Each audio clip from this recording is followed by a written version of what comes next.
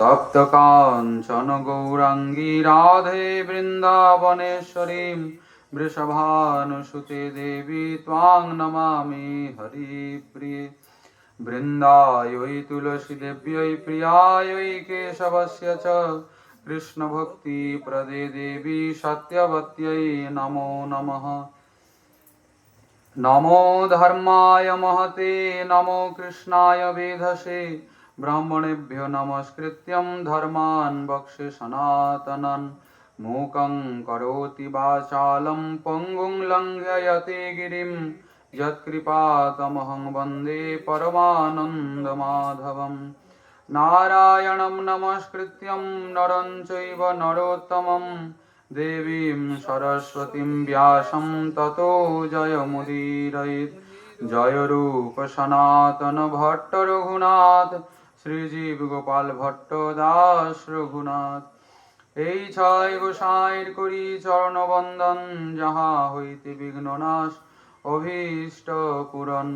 দুর্গমে পথিমিন্ধস্য স্থলৎপাদ গতির্মুহ সকৃপা যষ্টিদানেন সন্ত সন্তমবলম্বনম।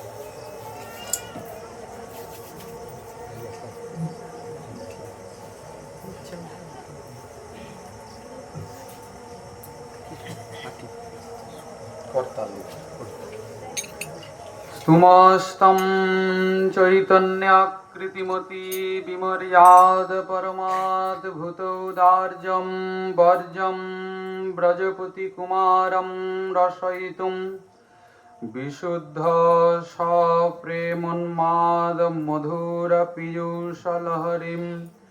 प्रदातुं चानेभ्यः परपद नवद्वीप प्रकटम्। কলিপাবনাবতার সর্বাবতার সার শিরোমণি শ্রী শ্রী রাধা মাধব মিলিত বিগ্রহ প্রেম পুরুষোত্তম সংকীর্তন পিতা সর্বাদ্ভুত চমৎকার লীলা কল্লোল বারিধি পরতত্ত্ব সীমা নদিয়ানন্দ আনন্দ কন্দ শচীর দুলাল গৌরহরি অত্যন্ত প্রিয় পার্ষদ বর্জ্য রসিক কুলভূষণ বৃন্দারণ্য নিবাসী শ্রী শ্রীল প্রবোধানন্দ সরস্বতী চরণ তদীয় শ্রী শ্রী চৈতন্য চন্দ্রামৃতম মহাগ্রন্থরত্নের প্রথম শ্লোকের ব্যাখ্যা মাধুরী আমরা আস্বাদন করছিলাম। स्तुमस्तं चैतन्याकृतिमति विमर्याद परमाद्भुतौदार्यं वर्जं व्रजपतिकुमारं रसयितुं विशुद्ध सप्रेमोन्माद मधुरपीयूषलहरीं प्रदातुं चानेभ्यः परपद नवद्वीप प्रकटम्। আমাদের গোস্বামীগণের যে কথাগুলো যদ্যপি অতি নিগূঢ় রহস্যময় এবং সুকঠিন, তথাপি আমাদের এই গোস্বামীগণের শাস্ত্র গোস্বামীগণের লেখনীকে কিন্তু যথার্থ রূপে আশ্রয় করতেই হবে। কেননা শ্রীমদ্ ভাগবত আমরা খুব পড়ি, খুব শুনি, কিন্তু ভাগবতের যে নিগূঢ় রহস্য তাৎপর্য আমাদের সাধারণ চিন্তা ভাবনা দিয়ে, আমাদের প্রাকৃত বুদ্ধিমত্তা দিয়ে কদাপি তাকে অনুভব করা, আস্বাদন করা, অনুশীলন করা সম্ভব নয়। কেননা ভাগবত তো নিগম কল্পতরুর গলিতম ফলম। শ্রীমদ্ ভাগবতকে আচার্যগণ মন্থন করে শ্রীমদ্ ভাগবতের গূঢ় রহস্যকে উদ্ঘাটন করেছেন। শ্রীমদ্ ভাগবতেই তো বলা হয়েছে আমাদের প্রতিপাদ্য বিষয় কি। বললেন আরাধ্য ভগবান ব্রজেশ তনয় তত ধাম বৃন্দাবনম। আরাধ্যকে ব্রজেশ তনয়, ব্রজেন্দ্র নন্দন শ্রীকৃষ্ণ হলেন আমাদের আরাধ্য তত্ত্ব বা শ্রীমদ্ ভাগবতের প্রতিপাদ্য বিষয় ব্রজেন্দ্র নন্দন শ্রীকৃষ্ণ। আচ্ছা, বললেন কি শাস্ত্রম ভাগবতম প্রমাণ মমলম। আপনি যে বললেন ব্রজেন্দ্র নন্দন শ্রীকৃষ্ণ আরাধ্য তত্ত্ব, তার প্রমাণ কোথাও আছে কি? বলছেন হ্যাঁ, শাস্ত্রম ভাগবতম প্রমাণ মমলম। শ্রীমদ্ ভাগবতী হলেন তার প্রমাণ যে ব্রজেন্দ্র নন্দন শ্রীকৃষ্ণই স্বয়ং ভগবান এবং তিনি একমাত্র আরাধ্য তত্ত্ব। এটা ভাগবতের সিদ্ধান্তের কথা বলছি। তারপরে আমাদের গোস্বামী পাদগণ কলিযুগের আরাধ্য তত্ত্বকে সেটা আলাদা নির্ণয় করেছেন। আচ্ছা, এখানে কথা প্রসঙ্গে একটা ছোট্ট কথা। ভাগবতের আরাধ্য তত্ত্ব ব্রজেন্দ্র নন্দন শ্রীকৃষ্ণ, সেটা ঠিক, কিন্তু কেবলমাত্র ব্রজেন্দ্র নন্দন নন, রাধা সঙ্গে রাধা রমণের আরাধনা। শ্রীমতী রাধারানীকে বাদ দিয়ে কখনোই কিন্তু একা শ্রীকৃষ্ণের ভজনের সংবাদ আমাদের আচার্যগণ দেননি। তাহলে তো কেবলমাত্র মদনের দ্বারা মোহিত মাধব হয়ে যাবেন, মদন মোহন তো হবেন না। আমাদের তো মদন মোহনের আরাধনা। রাধা সঙ্গে যদা ভাতি তদা মদন মোহন। আর সেই রাধা মদন মোহন মিলিত স্বরূপ শ্রী গৌরাঙ্গ। তো শ্রীমন মহাপ্রভুর যদি অবতারণা না হয়, শ্রীমন মহাপ্রভুকে যদি ঠিক ঠিক না বোঝা হয়, তাহলে রাধা সঙ্গে রাধা মদন মোহনকে, রাধা সঙ্গে রাধা রমণকে কি করে বুঝবেন? কি করে আমরা সবাই বুঝবো? কি করে অনুশীলন করব? যথার্থ রূপে অনুশীলন হবে না। সংসার সিন্ধু তরণে হৃদয়ং যদি স্যাৎ সংকীর্তনামৃত রসে রমতে মনশ্চেত প্রেমাম্বুধৌ বিহরণে যদি চিত্তবৃত্তি চৈতন্য চন্দ্র চরণে শরণং প্রয়াতু। বলছেন এই সংসার মরুকান্তার যদি কারুর পার হওয়ার ইচ্ছা থাকে, আর সংকীর্তন রস যদি কারুর আস্বাদন করার ইচ্ছা থাকে, আর প্রেমামৃত রস সিন্ধুতে যদি কারুর ডুব দেওয়ার অবগাহন করার ইচ্ছা থাকে, তাহলে চৈতন্য চন্দ্র চরণে শরণং প্রয়াতু। বেশি দেরি না করে তৎক্ষণাৎ চৈতন্য চন্দ্র চরণে আশ্রয় নিতে হবে, নাহলে বৃথা সময় নষ্ট হচ্ছে। শ্রীকৃষ্ণ ভজন হয়তো হচ্ছে, কিন্তু যথার্থ হচ্ছে না। শ্রীমন মহাপ্রভুকে না বুঝলে, করুণা সিন্ধু নিতাই চাঁদের কৃপাকে না বুঝলে রাধা প্রেম প্রাপ্তি হবে না। হয়তো আমাদের সবার মুখস্থ রয়েছে, রাধার মহিমা প্রেম রস সীমা জগতে জানা তো কে।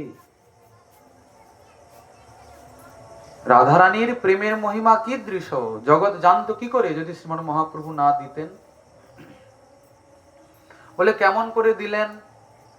বলে পাত্র অপাত্র বিচারণাম ন কুরুতে ন সং পরং বিক্ষতে। অবহেলাতে দিয়েছেন, এমনিতেই দিয়ে দিয়েছেন, কোন পাত্র অপাত্র বিচার করেননি। সেটা কেমন প্রেম? বলছেন গোলকের প্রেম ধন, গোলকের প্রেম, রাধা প্রেম। যে প্রেম ব্রহ্মা শিব ইন্দ্র বরুণ চন্দ্র এমনকি ভগবতী লক্ষ্মী পর্যন্ত পান না, তাদের ক্ষেত্রেও দুর্লভ। কমলা শিব বিধি দুলহ প্রেম নিধি দান করল জগজনে। কমলা মানে কে? লক্ষ্মী ঠাকুরানী তো। এই দেখুন, শ্রীমন মহাপ্রভু দাক্ষিণাত্য গেছেন ভ্রমণে, তীর্থ পর্যটনে। সেইখানে বেঙ্কট ভট্ট মহাশয়ের সঙ্গে সাক্ষাৎ। তাঁর ইষ্টদেব হলেন লক্ষ্মী নারায়ণ। তা শ্রীমন মহাপ্রভুকে দেখে মনে হচ্ছে যেন ইনি যেন সাক্ষাৎ কৃষ্ণ। তা উনি রাখলেন, চাতুর্মাস্য ব্রত তখন চলছে, উনার গৃহে মহাপ্রভু অবস্থান করলেন। তো একদিন মহাপ্রভু জিজ্ঞাসা করছেন, আচ্ছা ভট্টমশাই, একটা কথা আপনার কাছে জানার আছে। বলুন প্রভু। প্রভু কহে, ভট্ট তোমার লক্ষ্মী ঠাকুরানী কান্ত বক্ষ স্থিতা পতিব্রতা শিরোমণি। ভট্টমশাই, আপনার যে লক্ষ্মী ঠাকুরানী, তিনি তো কান্ত মানে নারায়ণের হৃদয়ে বিরাজ করেন, বক্ষ বিলাসিনী, আর পতিব্রতা গণের মধ্যে তিনি শিরোমণি। আর আমার ঠাকুর কৃষ্ণ গোপগোচারণ। আমার ঠাকুর তো গোয়ালা, কি রাখাল ছেলে কিনা, গোয়ালা, ব্রজে থাকে। তা সাধ্বী হইয়া কেনে চাহে তাহার সঙ্গম। আপনার ঠাকুরানী তো পতিব্রতা শিরোমণি, বৈকুণ্ঠেশ্বরী। তা তিনি এত বড় হয়ে, রাজরাজেশ্বরী হয়ে, বৈকুণ্ঠেশ্বরী হয়ে, নারায়ণী হয়ে, তিনি আমার গোয়ালা ঠাকুরের সঙ্গ কেন কামনা করলেন? বড় রহস্যের কথা। আপনারা সবাই জানেন, ভাগবতে রয়েছে, লক্ষ্মী ঠাকুরানী রাস বিলাসের ইচ্ছা করলেন শ্যামের সঙ্গে, কিন্তু রাস পেলেন না। নায়ং শ্রিয়ঙ্গৌ নিতান্ত রতে প্রসাদঃ সর্য সীতাম নলিন গন্ধ রুচাম কুতন্যা রাসোৎসবেস্য ভুজদণ্ড গৃহীত কণ্ঠ লব্ধা শিশম য় উদ্গাত ব্রজ সুন্দরীণাম। ব্রজ সুন্দরীগণ সাধারণ গোপবালা হয়ে যে অধিকার পেল, সাক্ষাৎ বৈকুণ্ঠেশ্বরী হয়েও তিনি সেটা প্রাপ্ত হলেন না। শ্রীকৃষ্ণ তো স্বয়ং ভগবান, আর নারায়ণী লক্ষ্মী তো ভগবতী, তা অসুবিধা কি আছে? কেন পেলেন না প্রশ্ন করছেন মহাপ্রভু। তখন ভট্টমশাই বলছেন, এতে আবার কি সন্দেহ রয়েছে, এটা আবার কি সমস্যা? কৃষ্ণ নারায়ণ কি আলাদা কোনো বিষয়? ভট্ট কহে, কৃষ্ণ নারায়ণ একই স্বরূপ, কৃষ্ণেতে অধিক লীলা বৈদগ্ধ্যাদি রূপ। কৃষ্ণ নারায়ণ কি আলাদা নাকি? কৃষ্ণ তো অংশী, নারায়ণ তার অংশ। আলাদা তো কিছুই নয়, খালি কৃষ্ণে লীলা বিলাসটা বেশি, ওনার মধ্যে বৈদগ্ধি বিলাস বেশি, নারায়ণে এত লীলা নাই, এই তো পার্থক্য। আর সেই লক্ষ্মী তো নারায়ণের গৃহিণী, মানে তিনি কৃষ্ণেরও গৃহিণী। তাতে আবার যদি লক্ষ্মী ঠাকুরানী নারায়ণকে ছেড়ে আর কৃষ্ণকে পেতে চান, তাহলে দোষের কি হলো? লক্ষ্মী ঠাকুরানী যে পতিব্রতা শিরোমণি, উনার পতিব্রতা ধর্মের তো কোনো খণ্ডিত হলো না। মহাপ্রভু বলছেন, সনাতন কৃষ্ণ মাধুর্য অমৃতের সিন্ধু, জগৎ ভাসাইতে পারে তার এক বিন্দু। যে মাধুরী ঊর্ধ্বান নাহি যার সমান, পরব্যমে স্বরূপের গণে। যেহ সব অবতারী পরব্যমে অধিকারী, এ মাধুর্য নাহি নারায়ণে। শ্যাম সুন্দরে যে মাধুর্য রয়েছে, সেই মাধুর্য নারায়ণেও নাই। আচ্ছা, আপনি কি করে বললেন নারায়ণে নাই? তার কোনো প্রমাণ আছে কি? বলে হ্যাঁ, তাতে সাক্ষী সেই রমা নারায়ণের প্রিয়তমা। পতিব্রতা গণের উপাস্যা, তেহ যে মাধুর্য লোভে ছাড়ি সব কাম ভোগে, ব্রত করিল তপস্যা। এই দেখুন, লক্ষ্মী ঠাকুরানী বৈকুণ্ঠ ছেড়ে এই ব্রজের জঙ্গলে আসছেন শ্যামের মাধুর্য আস্বাদনের জন্য। কেননা নারায়ণে শ্রীকৃষ্ণের মতো মাধুর্য নাই বলে। নারায়ণ ও লালায়িত ওই রকম মাধুর্যকে আস্বাদনের জন্য। আমরা গতকাল আলোচনা করেছি, নারায়ণ তো দূরের কথা, আপন মাধুর্য হরে আপনার মন, আপনি আপনা চাহে করিতে আলিঙ্গন। শ্যাময়ের এমনই অভূতপূর্ব মাধুর্য, নিজেই নিজের মাধুর্যকে আস্বাদন করার ইচ্ছা করছেন, নিজের মনকে হরণ করে নিচ্ছেন নিজের মাধুর্য, নিজে নিজেকে জড়িয়ে ধরতে ইচ্ছা করছেন। আমার মাধুর্য, আমার রূপ, আমার গুণ এত সুন্দর, কিন্তু নিজে নিজে কি আর আস্বাদন করা যায় নিজেকে? তা যদি নিজে নিজেকে জড়িয়ে ধরতে ইচ্ছা করছেন, তাহলে লক্ষ্মীর বা কা কথা? লক্ষ্মী ঠাকুরানী যে আকর্ষিত হয়ে আসবেন এতে আবার কি সন্দেহ রয়েছে? যার বেণু ধ্বনি শুনি স্থাবর জঙ্গম প্রাণী, স্থাবর জঙ্গম, জঙ্গম মানে যারা চলাফেরা করতে পারে, তারা না হয় শুনছে, তারা না হয় চলাফেরা করতে পারে, তারা নয় আসলো, কিন্তু বৃক্ষলতা পাতাও আকর্ষিত হচ্ছে। বলে হ্যাঁ, পুরুষ যোষিত কিবা স্থাবর জঙ্গম সর্বাচিত্তাকর্ষক সাক্ষাৎ মনমথ মদন। পুরুষ নারী, এই যে বৃক্ষলতা, পশু পক্ষী কীট পতঙ্গ, সবার মনকে হরণ করেন কৃষ্ণ মাধুর্য। মাধুর্য কাকে বলে? মাধুর্যম অসমর্ধতয়া স্বাভাবিক সর্বমনোহর রূপ গুণ লীলাদি সৌষ্ঠবম। মাধুর্য হলো স্বাভাবিকভাবে সর্বমনোহর রূপ গুণ লীলা আদির সৌষ্ঠব, তাকে বলে মাধুর্য। সহজে সবার চিত্তবৃত্তি আকর্ষিত হয়ে যায় রূপ গুণ লীলা আদির শ্রবণ কীর্তনে, তাকে বলে মাধুর্য। এ মাধুর্য নারায়ণেও নাই, আর অন্যান্য জীবগুলোতেও দূরের কথা, দেবতাদের মধ্যে তো দূরের কথা। যে মাধুর্যতে স্বয়ং ভগবান আকর্ষিত হচ্ছেন, নিজে নিজেকে জড়িয়ে ধরার ইচ্ছা করছেন। এই দেখুন, আপনারা সবাই জানেন, যখন নন্দ বাবা একাদশীর ব্রত করে আর ব্রহ্ম মুহূর্তে ওখানে গিয়ে স্নান করলেন যমুনার ঘাটে, তখন বরুণের অনুচররা তাকে ধরে নিয়ে গেলেন কিনা? বরুণালয়ে নিয়ে গেলেন। খবর এলো বাবা কোথায়, বাবা কোথায়? না, বাবা তো জলে স্নান করতে গিয়ে ডুবে গেছে। ব্রজবাসীরা যারা সঙ্গে গিয়েছিল তারা এসে বলল। শ্রীকৃষ্ণ বুঝলেন আসলে ও বরুণের কাজ।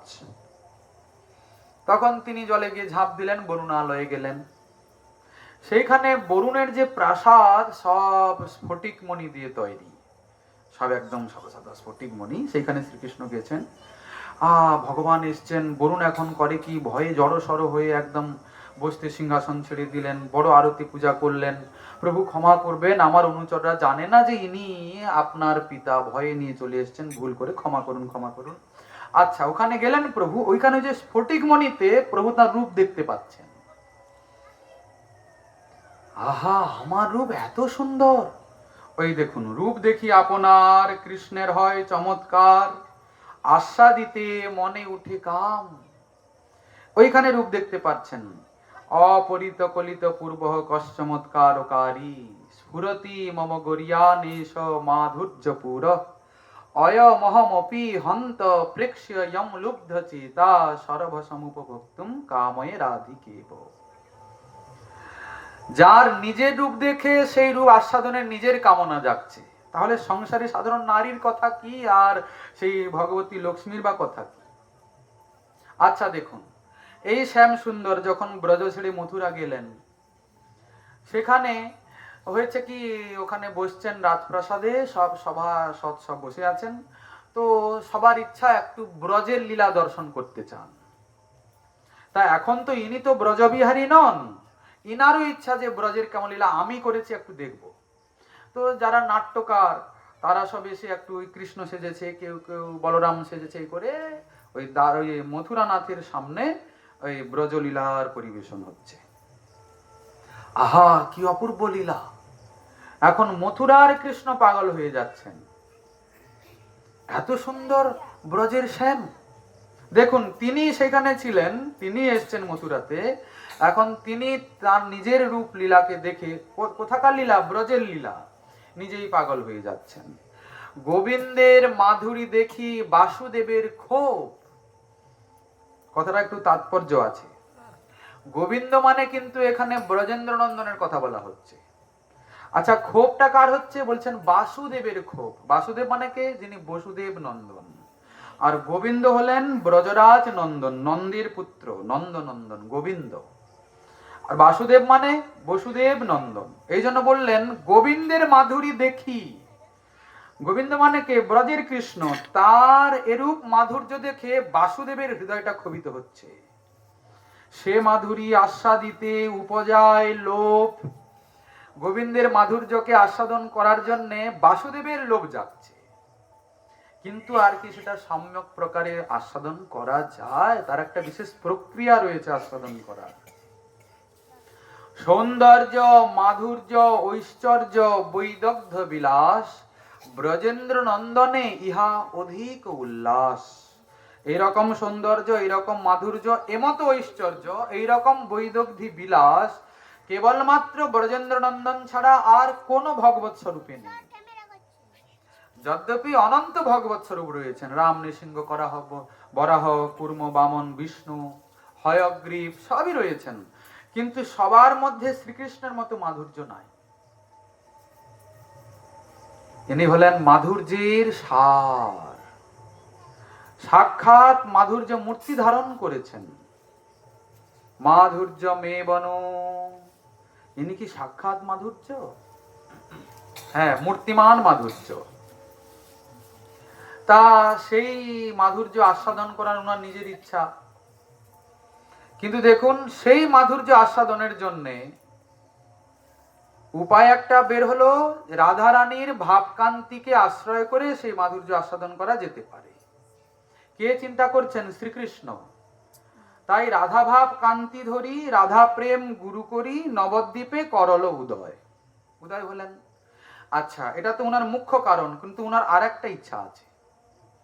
এই যে রাধা প্রেম, বেদ বিধি অগোচর, রতন বেদির উপর, সেবনীতি কিশোর কিশোরী, বেদ বিধির অগোচর যুগল কিশোরীর প্রেম। ওই নিভৃত নিকুঞ্জ মন্দিরে যে ওই যোগপীঠ, ওখানে বেদ বিধি বিধান উপনিষদ শাস্ত্র সিদ্ধান্ত পর্যন্ত পৌঁছাতে পারে না। তা কি করে তাহলে আমরা বুঝবো? আমাদের তো সব শাস্ত্রে যা আছে তাই বুঝতে পারবো।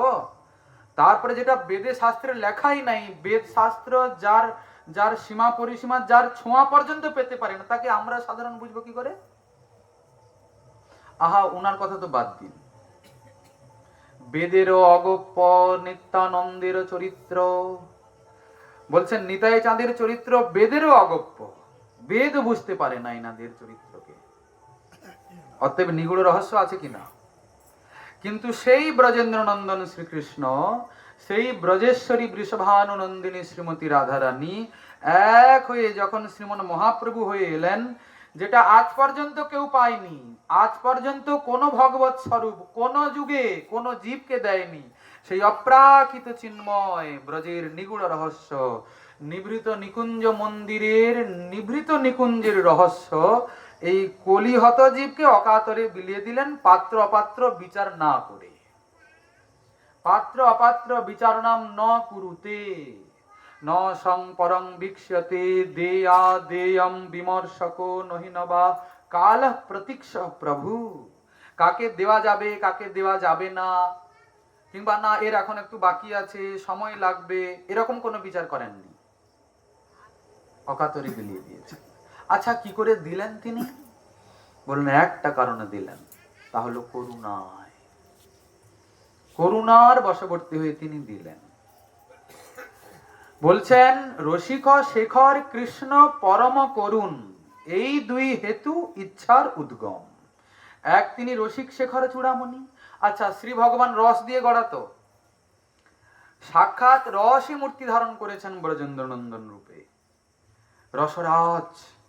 তা তিনি রস হন আর রসিক হন, তাতে আমাদের কি যায় আসে? সেই রস যদি কেউ আস্বাদন না করতে পারে, তা উনার এত রস ধারণ করে লাভ বা কি? উনি রসিক হয়ে লাভ বা কি? আচ্ছা, আর একটা কথা বলুন, ও যদি কেউ আস্বাদন করতে না পারে, মানে উনার আছেটাই বা কে? উনি তো একা। এখন যদি কেউ আছে বলেন, তাহলে উনার ভক্ত পরিকর। তা উনার ভক্ত যদি উনার ভাব, উনার মাধুর্য, উনার রস আস্বাদন না করতে পারলো, তার অনন্ত মাধুর্য ঐশ্বর্যের ধারণ করে উনার লাভটাই বা কি হলো? এই জন্য উনার করুণার উদ্রেক হলো যে আমার এই রসমাধুর্যকে জীব আস্বাদন করুক। শ্রীমন মহাপ্রভু হয়ে এসে তিনি নিজের কিছু কাজ করলেন, রাধা ভাব কান্তিকে আশ্রয় করে, রাধারানীর প্রেমের মহিমা, নিজের মাধুর্য কেমন, রাধারানী আমাকে ভালোবেসে কি সুখ পান, তার সঙ্গে সঙ্গে রাধা প্রেমকে অকাতরে জগতে বিলিয়ে দেবেন, এই ইচ্ছা করে এসছেন প্রভু। কিসে? না কেবল করুণার বশবর্তী হয়ে। কেননা এই বস্তু যোগ্যতা বিচার করে কখনো দেওয়া যাবে না। যদি বলা যায় যে যোগ্যতা হলে পাওয়া যাবে, তাহলে ভগবতী লক্ষ্মীর কি কম যোগ্যতা? তিনি তো নারায়ণের বক্ষ বিলাসিনী, পিতামহ ব্রহ্মার কি যোগ্যতা নেই? তাহলে মহাদেবের যোগ্যতা নাই, তিনি বৈষ্ণবাগ্রগণ্য, বৈষ্ণব শিরোমণি, তারা ফেল হয়ে গেল, তারা পেলেন না। তাদের কথাও দূরে, ব্রজের যে দাস্যরস, সক্ষরস, বাৎসল্য রস তারাও পান না। রাধা কৃষ্ণের এই লীলা অতি গূঢ়তর, দাস্য বাৎসল্য আদি ভাবের না হয় গোচর। তবে কে বুঝতে পারেন? সবে এক সখীগণের ইহা অধিকার, সখী হইতে হয় এই লীলার বিস্তার। দাস্য বাৎসল্যাদি ভাবে রসের অগোচর, তাহলে আর এই শিব ব্রহ্মা ইন্দ্র বরুণ চন্দ্র আমরা কি করে বুঝবো? কখনো সম্ভব নয়। কিন্তু উনি হলেন স্বতন্ত্র ঈশ্বর, ইচ্ছাময়। একবার হয়েছে কি জানেন তো, একজন দানী রাজা ছিল, খুব দান করত। আচ্ছা, রাজা দান করতো মানে কি রাজা কি আর নিজে ভিখারিকে দিত? রাজা বলে দিতেন যে তোমরা দান ধ্যান করো, রাজকোষ থেকে তার পার্ষদ যারা তারা দান করতেন। তো একদিন মহারাজের ইচ্ছা হয়েছে কি আজকে আমি নিজের হাতে দান করব। ভালো কথা, রাজা এখন ইচ্ছাময়, রাজার কত কি ইচ্ছা হতেই পারে।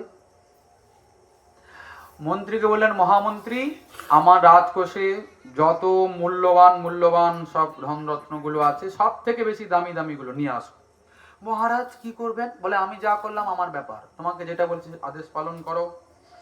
মন্ত্রী জড়সড় হয়ে কাঁপতে কাঁপতে তাড়াতাড়ি করে গিয়ে এই যে 7 রাজার ধন মানিক ফানিক যত ছিল মূল্যবান সব এনে হাজির করেছে। ভাবছে যে হ্যাঁ মহারাজ দান করবেন, বড় বড় তাহলে কোনো ভিআইপি কে হয়তো দেবেন। মহারাজ বলছেন, শোনো, আমাদের রাজ্যে যেখানে যত ভিখারি আছে সবকে ডাকো, যত কাঙ্গাল আছে, যত একদম নিকৃষ্ট সমাজে অবহেলিত তাদেরকে ডাকো। বলে মহারাজ তারা কি করবে? ওদেরকেই দান করব। বলে হায় হায়, তারা তো এদের মর্যাদা বুঝবে না। বলে বুঝবে কি না বুঝবে সেটা আমার ব্যাপার, তুমি ডাকো। সব এসছে আর একদম নিচে দাঁড়িয়েছে। মহারাজ ডেকেছেন কেন? মহারাজ বারান্দার উপরে দাঁড়িয়ে 2 হাত ভরে একদম বিলাচ্ছেন। এই দেখুন, সেই গুপ্ত ভাব সিন্ধু, ব্রহ্মা নাজার পায় বিন্দু, হেনধন বিলাইল সংসারে। ওইছে দয়ালু অবতার, ওইছে দাতা নাহি আর, গুণ কেহ নারে বর্ণিবারে, মহাপ্রভু দাতা শিরোমণি। কাঙালে ফাইয়া খাইল লুটিয়া, বাজাইয়া করতালি, ভববিরিঞ্চির বাঞ্ছিত যে ধন, জগতে ফেলিল ঢালি। ঢেলে দিয়েছেন একদম, কোনো বাদ বিচার নেই। কাকে দেওয়া যাবে, এই লোকটা এটা রক্ষা করতে পারবে কি? বলে অত সব বিচার নয়, দিয়ে দাও। হ্যাঁ, তবে একটা কথা না বললে নয়, মহাপ্রভু দিয়ে গেছেন, কোনো সন্দেহ নাই। মহাপ্রভু যখন ছিলেন, মহাপ্রভুর সময়ে এই গ্রন্থে বর্ণন রয়েছে, যারা প্রভুকে একবার দেখেছেন দূর থেকে, যারা একবার প্রভুর স্পর্শ লাভ করেছেন, যারা একবার গৌর গৌর গৌর গৌর বলতে পেরেছেন, তারা সহজেই কোনো সাধনা ছাড়াই সেই রাধা প্রেমকে পেয়েছেন। কিন্তু এখন তো গৌরাঙ্গ নাই, এখন কি করে পাবো? এই জন্য আমাদের আচার্যগণ, গৌরাঙ্গগণ, তারা রাত জেগে চাল পুড়িয়ে, তখনকার দিনে তো আর কালি ছিল না যে লিখবেন, খাতা পেন ছিল না, কিন্তু তালপত্রে সারাদিন তো তারা ভজন করতেন। লিখবেন কখন? সারাদিন ভজন করছেন, 24 ঘন্টা ভজন। কখনো কখনো এই 2 দণ্ড খানিক সময় তারা একটু বিশ্রাম নিতেন, নিদ্রার আভাস হতো, তার মধ্যেও স্বপ্নে রাধা কৃষ্ণ দেখে, একটু স্বপ্নের মতো আভাস হতো, তার মধ্যেও রাধা কৃষ্ণ লীলা দেখতেন।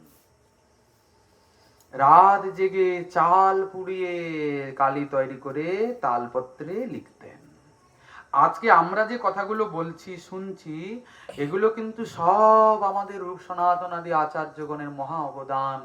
যদি তারা এমতো তপস্যা করে রাত জেগে চাল পুড়িয়ে না লিখতেন, আজকে এসব কথা আমরা শুনতে পেতাম না, আমরা রাধা প্রেম কি বস্তু জানতে পারতাম না, পাওয়া তো দূরের কথা। কারণ শ্রীমন মহাপ্রভু কোনো গ্রন্থ করেছেন এমন শোনা যায় না। শিক্ষাষ্টক বলেছেন, সেটা আমাদের রূপ গোস্বামীপাদ লিখে রেখেছেন। বাকি যে কোনো গ্রন্থ করেছেন তেমন শোনা যায় না। যা কিছু করেছেন সব আচার্যগণ। আচ্ছা, তিনি করবেনটা কখন? তিনি যে জন্য এসেছেন ওই করতে করতেই তো উনার সময় ফুরিয়ে গেছে। বেশি দিন তো থাকেননি, মাত্র 48 বছর বয়স, তাতেই তিনি নিত্যলীলায় প্রবিষ্ট হয়েছেন। শেষ যে রহিল প্রভুর ১২ বৎসর, কৃষ্ণের বিরহ স্ফূর্তি হয় নিরন্তর। শ্রীরাধিকার চেষ্টা জইছে উদ্ধব দর্শনে, এই মতো চেষ্টা প্রভুর হয় রাত্রি দিনে। শেষের ১২ বছর, শেষ জীবনের ১২ বছর ওই গম্ভীরার গম্ভীর প্রকোষ্ঠে হা কৃষ্ণ বলতে বলতে কেটে গেল। কোনো বাধ্য নাই। কি করে লিখবেন, কি করে বলবেন এসব সিদ্ধান্ত? আমাদের রঘুনাথ দাস গোস্বামী চরণ গৃহত্যাগ করার পরে এসে একদিন মহাপ্রভুকে জিজ্ঞাসা করছেন, প্রভু আপনি কৃপা করে আমাকে কেন সংসার বন্ধন মোচন করালেন? আমি কি করব, আমার কি সাধন একটু বলে দিন। স্বরূপ দামোদর গোস্বামী চরণের হাত করে প্রভুকে জিজ্ঞাসা করেছেন। এখন প্রভু বলছেন, রঘুনাথ আমার এত জ্ঞান নেই, আমি এত কথা বলতে পারবো না। আমার যদি এত জ্ঞান বুদ্ধি থাকতো আমার কি দশা হতো? এই যে স্বরূপ, এ সব জানে, তোমাকে এই জন্যই স্বরূপের হাতে দিয়েছি, স্বরূপের কাছেই সব জেনে নিও, স্বরূপ সব বুঝিয়ে দেবে। প্রভু বলছেন, আচ্ছা হোক, তুমি যখন বললে তখন আমার যেটা ধারণা ছোট বুদ্ধি, তাতে ছোট্ট একটা কথা বলি। কি কথা বলছেন প্রভু? গ্রাম্য কথা না কহিবে, গ্রাম্য কথা না শুনিবে, ভালো না খাইবে আর ভালো না পড়িবে, অমানি মানদ সদা কৃষ্ণ নাম লবে, ব্রজে রাধা কৃষ্ণ সেবা মানসে করিবে। এই হচ্ছে দুটো পয়ারের মধ্যে প্রভু তার সার সিদ্ধান্ত জানিয়ে দিলেন। বাস, জানেন তো আমাদের নিখিল গৌড়ীয় গোস্বামী গ্রন্থ যা কিছু রয়েছে সব এই দুটি পয়ারের মধ্যে সীমাবদ্ধ। হ্যাঁ, দেখুন শ্রীমন মহাপ্রভু কি সিদ্ধান্ত দিলেন। বাস, এর বেশি আর কোথাও কাকে উপদেশ করেছেন বেশি তেমন শোনা যায় না, কিন্তু করেছেন কারা? আমাদের গোস্বামীগণ, রূপ সনাতনাদি আচার্যগণ। প্রেম ভক্তি রীতি যত নিজ গ্রন্থে শুবে কত, লিখিয়াছেন দুই মহাশয়, যাহার শ্রবণ হইতে প্রেমানন্দে ভাসে চিতে, যুগল মধুর রসাশ্রয়। যুগল কিশোর প্রেম লক্ষ্যবান যেন হেম, হেনধন প্রকাশিল যারা, কারা তারা? জয়রূপ সনাতন, দেহ মোরে প্রেমধন, সেই রতন মোর গলে হারা। দেখুন, যদ্যপি শ্রীমন মহাপ্রভু দিয়েছেন, মহাপ্রভু দাতা শিরোমণি, আমরা পাবো কোথার থেকে? আমাদের তো মহাপ্রভু দিতে আসছেন না, দেন না, দেবেন না, তিনি তো চলে গেছেন। আচার্যগণ জানেন যে প্রভু আজকে আছেন, প্রভুকে দর্শন করে জীব প্রেম পাচ্ছে। মানুষ তো দূরের কথা, পশু পক্ষী কীট পতঙ্গ পর্যন্ত প্রেম পেয়েছে প্রভুকে দেখে, কেননা তিনি প্রেম ও পুরুষোত্তম। ঝাড়িখণ্ডের জঙ্গল দিয়ে যখন প্রভু যাচ্ছিলেন, কি সেই ঘটনা আছে না? সেই যে বাঘ আর হরিণ একসঙ্গে গলাগলি করবে, এটা কখনো হবে কি? দূর দূর থেকে বাবার বাবা বাঘ দেখলেই, বাঘের গর্জন শুনলেই ওই যে হরিণ কোথায় পালাবে তার ঠিকানা নাই। কিন্তু মহাপ্রভুর কি করুণা দেখুন, কি প্রেমের মহিমা দেখুন। বাঘ আর হরিণ একসঙ্গে কোলাকুলি করে হরিবোল বলছে, নাচছে। হরিবোল বলছে, বলে বলতে পারে না, বলতে পারে কি পারে না জানার দরকার নেই, বলেছে, গ্রন্থে লেখা আছে। সত্যি কি কথাই কথাটা? দেখুন, মানবেন কি না মানবেন সেটা আপনাদের ব্যাপার, কিন্তু আমরা জানি আমাদের আচার্যগণের এক একটা অক্ষর ত্রিকাল সত্য। ওনারা যা লিখেছেন সব অক্ষরে অক্ষরে সত্যি কথা, একটুর মধ্যে সন্দেহ করার কোনো স্থান নেই। তা ভালো কথা, পশু পক্ষী কীট পতঙ্গ পর্যন্ত প্রেম পেল, মানুষ তো দূরের কথা। গোস্বামীগণের গ্রন্থ কতটা সত্য সে বিষয়ে প্রমাণ করার কত প্রমাণ রয়েছে, কিন্তু আপনারা তো সব জানেন বোঝেন, আপনাদের কাছে আর কি প্রমাণ দেব? প্রমাণ দিতে যাওয়া মানেও তো একটা ধৃষ্টতা, মানে সন্দেহ আছে বলে তো প্রমাণ দিতে হচ্ছে। কোনো সন্দেহের প্রয়োজন নেই, কেননা ওনারা কোনো সাধারণ কেউ নন, সব নিত্যলীলা পরিকর, সঙ্গে এসছেন ওই লীলাকে বুঝিয়ে দেওয়ার জন্য, জানিয়ে দেওয়ার জন্য। মহাপ্রভু নিজে এসছেন, তার নিজের তো গূঢ় কার্য রয়েছে, তিনি এত দিকে মন কি করে দেবেন? বলছেন, যুগল কিশোর প্রেম লক্ষ্যবান যেন হেম, হেনধন প্রকাশিল যারা। কারা তারা? এই যে রূপ সনাতন যবে ব্রজে কইল বাস, এই 6 গোসাই যবে ব্রজে কইল বাস, রাধা কৃষ্ণের নিত্য লীলা করিলেন প্রকাশ। ছিল নরোত্তম দাস ঠাকুর মহাশয় বলছেন, শুনিয়াছি সাধু মুখে বলে সর্বজন, এই শ্রীরূপের কৃপায় মিলে যুগল চরণ। শ্রীরূপ মানে এই লীলাতে যিনি শ্রীরূপ গোস্বামী পাদ, আমাদের ষড় গোস্বামী মধ্যে যিনি অন্যতম, আমাদের সম্প্রদায়ের ইনি হলেন মূলাচার্য, আদ্যাচার্য। ইনার আনুগত্যেই আমাদের সম্প্রদায়ে ভজন ধরা চলছে, আমাদের রূপানুগীয় ভজন। যদ্যপি অনেক গোস্বামী রয়েছেন, অনেক আচার্য রয়েছেন, কিন্তু মূলাচার্য হলেন শ্রীমৎ রূপ গোস্বামী পাদ। ইনি এই রাধাকৃষ্ণের ব্রজলীলা, ইনি হলেন রূপ মঞ্জুরি। রাধারানীর অষ্ট প্রধান মঞ্জুরির মধ্যে ইনি হলেন প্রধানা, অধীনত্রী, অধ্যক্ষা। তিনি এখানে রূপ গোস্বামী। এই দেখুন কিরকম সব সূত্র রয়েছে। এই সব বিষয়গুলো আমরা কিছুই জানতে পারতাম না আমাদের আচার্য মহাজন যদি কষ্ট করে এগুলোকে না লিখে দিতেন গ্রন্থে। দেখুন তাহলে গ্রন্থ অনুশীলনের কত প্রয়োজনীয়তা রয়েছে। যদি আমরা একটু পাতাগুলোকে না উল্টাই পাল্টাই, তাহলে আমরা কিছুই জানবো না, কিছুই পাবো না, কিছুই বুঝবো না। কি বোঝা যাবে? হরিনাম তো করতে হবে, কিন্তু হরিনাম করতে করতে করতে করতে যদি সাধু সঙ্গে গ্রন্থের অনুশীলন আলোচনা না হয়, নিজে যদি গ্রন্থের অনুশীলন না করা যায়, তাহলে হরিনাম করতে করতে নামে একটা শিথিলতা এসে যাবে। কোনোদিন নাম করতে হয়তো আচ্ছা আস্তে আস্তে ইচ্ছাটাই চলে যাবে। যদি গ্রন্থের কোনো প্রয়োজনীয়তা নাই, তাহলে আচার্যগণ কষ্ট করে এত গ্রন্থ করতেনই না, কি দরকার আছে? কিন্তু কত সূক্ষ্ম বিচার বিশ্লেষণ রেখেছেন তাদের গ্রন্থ মাধুরীতে। একটু এইসব আলোচনা করার প্রয়োজন আছে। গোস্বামীগণের গ্রন্থকে অবশ্যই অনুশীলন করতে হবে, না হলে হবে কি আমরা ঠকে যাব। ঠকে তো যাব আরো উনাদের চরণে আমাদের অপরাধ হবে, উনারা দুঃখ পাবেন। উনারা যে গ্রন্থ করেছেন নিজেদের জন্য নয়, কাদের জন্য? আমাদের জন্য। মহাপ্রভু তো চলে যাবেন, তার উনি চলে যাওয়ার পরে এই প্রেমকে জীব পাবে কি করে, বুঝবে কি করে? না গ্রন্থ ধরে।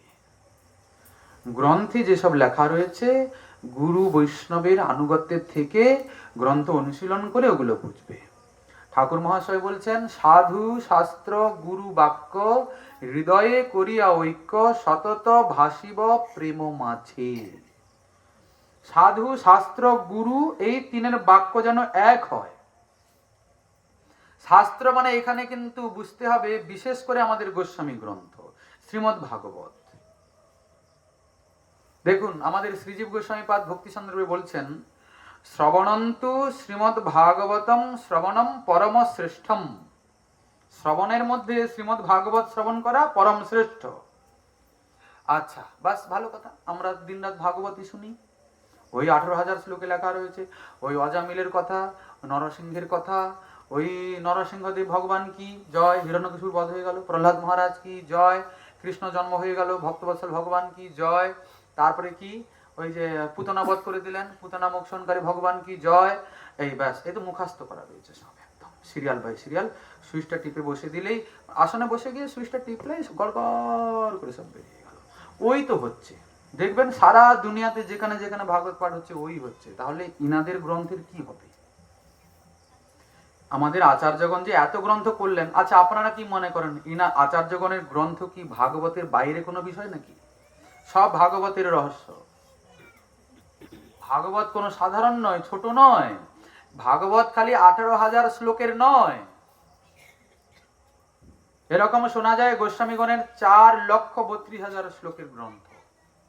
আরো তো আমাদের শ্রীমৎ জীব গোস্বামী পাদ অনেক গোস্বামী গ্রন্থকে সমাধি করে দিয়েছেন, মাটির ভিতরে সমাধি করে দিয়েছেন। সেই গ্রন্থ সমাধি ওই মদনমোহন মন্দিরে আছে, যারা বৃন্দাবন যান দেখবেন ওখানে রয়েছে গ্রন্থ সমাধি মন্দির। যে গ্রন্থগুলো বর্তমান রয়েছে, বিশেষ করে এই যে ভক্তি রসামৃত সিন্ধু, উজ্জ্বল নির্মণি, এই গ্রন্থদ্বয়ে যা বর্ণনা রয়েছে, মানে মাদৃশ জীবের তো দূরের কথা, মহা পণ্ডিত ওখানে যে কি পরিস্থিতিতে হবে সে বলা যায় না, এতই নিগুড় রহস্য বর্ণনা রয়েছে। আর সেই সব গ্রন্থ যেগুলোকে ওনারা সমাধি করে দিয়েছেন, তার মধ্যে তাহলে আরো কি রহস্য আছে? যেগুলো রয়েছে সেইগুলোই তো আমরা দেখতে পারি না, আমাদের সময় নেই, ইচ্ছা নাই। চৈতন্য চরিতামৃত বাংলায় লেখা আছে, চৈতন্য ভাগবত বাংলায় লেখা আছে, এগুলো পড়তে কি অসুবিধে? না, আমরা তো ওই অজামিল আর ওই চিত্রকেতু বৃত্রাসুর, ওই কৃষ্ণ জন্মলীলা, ওই বস্ত্রহরণ লীলা, রাসলীলা, বাস হোক, তাও হোক, সেগুলো যদি গোস্বামীগণের সিদ্ধান্তকে অবলম্বন করে ব্যাখ্যা মাধুরী প্রস্তুত করা যায়, তাহলেও তার একটা অভূতপূর্ব রস পাওয়া যাবে। খালি কেবলমাত্র শ্লোক আর শ্লোকের অর্থ বলে দিয়ে খালাস হলে হবে না। কবে বুঝবো তাহলে ভাগবতকে? বিচার করিয়া মনে ভক্তিরস আস্বাদনে মধ্যস্থ স্ত্রী ভাগবত পুরাণ। ভাগবতকেই বিচার করতে হবে। গোস্বামীপাদ বলছেন শ্রবণন্তু ভাগবত শ্রবণম পরম শ্রেয়ম, ভাগবতী শ্রবণ পরম শ্রেষ্ঠ, কিন্তু একটু বিচার আছে। অত্রৈব বিবেচনীয়ম, কি বিচার করলেন? তত্রাপি মহৎ আবির্ভাবিত প্রবন্ধাদে, বলছেন ভাগবত মানে বুঝতে হবে আমাদের মহৎগণের দ্বারা আবির্ভাবিত যেসব প্রবন্ধগুলো রয়েছে সেগুলো কি কি? বলছেন রূপ সনাতন কৃত গ্রন্থ ভাগবত অনুদিন করল বিচার। রূপ সনাতন কৃত গ্রন্থ ভাগবত মানে উনাদের গ্রন্থ। আমাদের লীলাসুখ বিল্লমঙ্গল কৃত কৃষ্ণ করণামৃত গোবিন্দ্র জয়দেবের শ্রী শ্রী গীত গোবিন্দ, এইসব গোস্বামী গ্রন্থগুলোকেও ভাগবতী বলা হচ্ছে। এগুলোর আলোচনাও ভাগবতেরই আলোচনা। ভাগবত মানে যেন কেউ এটা না বোঝেন যে কেবল 18,000 শ্লোকের ভিতরেই আলোচনা। ভাগবত মানে হরি কথা, ভগবানের কথা। ভাগবত মানে খালি কেবলমাত্র 18,000 শ্লোক নয়, ভাগবত মানে হরি কথা। এবার সেই হরি কথা চৈতন্য চরিতামৃত থেকে হতে পারে, চৈতন্য ভাগবত থেকে হতে পারে, প্রেমভক্তি চন্দ্রিকা থেকে হতে পারে, অন্যান্য গোস্বামী গ্রন্থ থেকে হতে পারে। আবার দেখুন, যতক্ষণ না পর্যন্ত আমাদের গোস্বামীগণের সিদ্ধান্তকে নিয়ে ভাগবতের আলোচনা হচ্ছে ততক্ষণ ভাগবতের যথার্থ উপলব্ধি কদাপি সম্ভব নয়। আচ্ছা, আপনারা তো খুব ভাগবত শোনেন, ভাগবতের রাধারানীর নাম আছে কি? কই কোথাও তো নাই। রাধা এরকম একটা শব্দ লেখা কোথাও পাবেন না। আপনারা নিজেরা পড়ে দেখবেন, বা আরো যে যে সব আচার্যের থেকে আপনারা হরি কথা শ্রবণ করেন তাদের জিজ্ঞাসা করবেন যে বাবা ভাগবত তো আপনি বললেন, ভাগবতী রাধারানীর নাম আছে কি? দেখবেন ওনারা বলবেন নাই। তাহলে রাধা রাধা রাধা রাধা কৃষ্ণ কৃষ্ণ এসব পেলাম কোথায়? ভাগবতী যদি রাধারানী নাই, রাসলীলা হয়ে গেল। আগামীকাল আমরা রাসলীলা, কালকে রাস পূর্ণিমা, তো আগামীকাল রাসলীলা বর্ণন প্রসঙ্গে কিঞ্চিত আলোচনার চেষ্টা করব। তা ভাগবতী রাধা নামই নাই, রাসলীলা হয়ে গেল।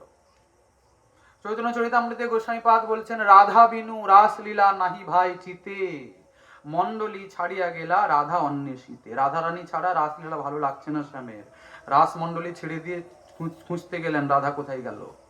বসন্ত রাস প্রসঙ্গে বর্ণনা রয়েছে। অদ্ভুত ব্যাপার, এই রাধাকে প্রকট করলো কে? কোথায় পাওয়া গেল? বলছেন ভাগবতের যে যে শ্লোকগুলিতে ভক্তি ধর্মের ব্যাখ্যা রয়েছে সবতেই রাধারানী রয়েছেন। রাধা নয়, খালি রাধারানী ছাড়া ভাগবতের কিচ্ছু নাই। রাধা কৃষ্ণ, ভাগবতের প্রতিপাদ্য বিষয়ই হলো ব্রজেন্দ্র নন্দন রাধারানী, রাধা কৃষ্ণ যুগলের প্রীতি। কিন্তু দেখুন আমরা খুঁজে পাই না। সাধারণ দৃষ্টিভঙ্গি দিয়ে দেখতে গেলে রাধারানীকে পাওয়া যাবে না। তো আচার্যগণ খুঁজে বের করেছেন। কোথায়? অনয়া রাধিত নূনং ভগবান হরিশ্বরঃ জন্য বিহায় গোবিন্দ প্রীত জামনয়দ্রহ। এই যে রাসলীলা প্রসঙ্গে যখন গোপীরা খুঁজছেন কোথায় গেল কোথায় গেল, হঠাৎ দেখে কি শ্যামের চরণের কাছাকাছি আর একটা চরণ দেখা যাচ্ছে। ওহো, এ কোনো বিশেষ গোপিকা শিরোমণি যে বিশেষ প্রকারে আমাদের প্রাণবল্লভের আরাধনা করেছে, যার জন্য আমাদের প্রাণেশ্বর ওকে নিয়েই চলে গেছে আমাদেরকে ছেড়ে দিয়ে। অনয়া রাধিত, বিশেষ প্রকারের আরাধনা করেছে।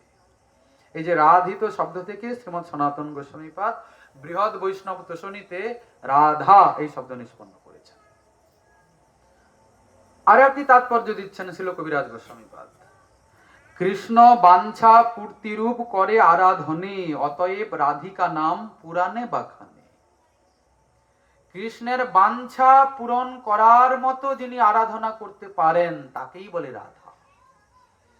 অনেকে বলেন কি আরাধনা যিনি করেন তিনি রাধা, তো তা যিনি রান্না করেন তিনিও রাধা, যিনি বাজার বাজার করতে যান কৃষ্ণের জন্য তিনি রাধা, যিনি ঠাকুরের জন্য ফুল তোলেন তিনিও রাধা। মানে জগতে সব রাধারানী ছড়াছড়ি, বুঝলেন তো? আরাধনার থেকে রাধা হচ্ছে তো? বলছেন না, এটা একদম অপসিদ্ধান্ত। তাহলে সুসিদ্ধান্ত কি?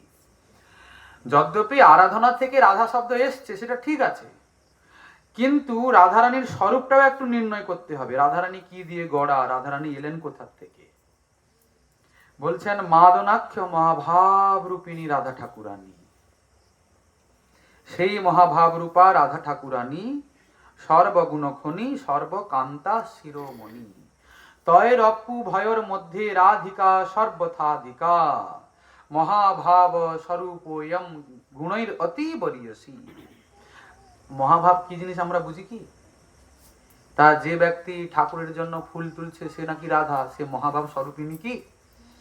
বলে মহাভাব আর কি জিনিস, আমি তাই তো বুঝি না। সে যে ফুল তুলছে সে মহাভাব স্বরূপিনী হবে কি রূপে?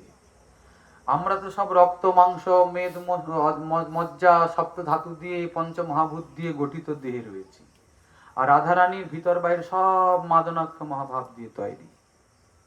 কি রাধারানীর স্বরূপ তত্ত্ব নির্ণয় করলে বোঝা যাবে রাধারানী আসলে কে। তা যদি সেই রকম স্বরূপ আমাদের আছে, আমরাও যদি কৃষ্ণের বাঞ্ছা পূরণ করতে পারি, আমরাও রাধা হয়ে যাব।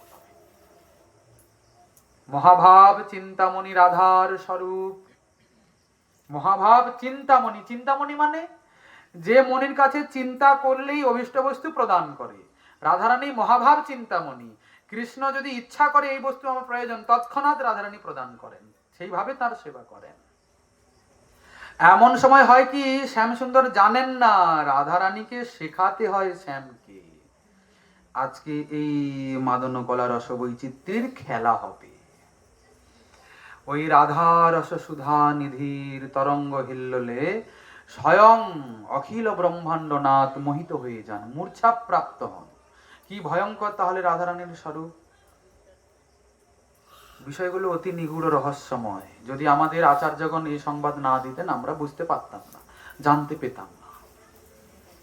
রাধারানী কৃষ্ণের প্রেম কল্পলতা, দেবী কৃষ্ণময়ী প্রক্তা রাধিকা পরদেবতা। কৃষ্ণময়ী রাধিকা পরদেবতা। দেবী কহি দিয়তমানা পরমা সুন্দরী, কিংবা কৃষ্ণ পূজা ক্রীড়ার বসতি নগরী।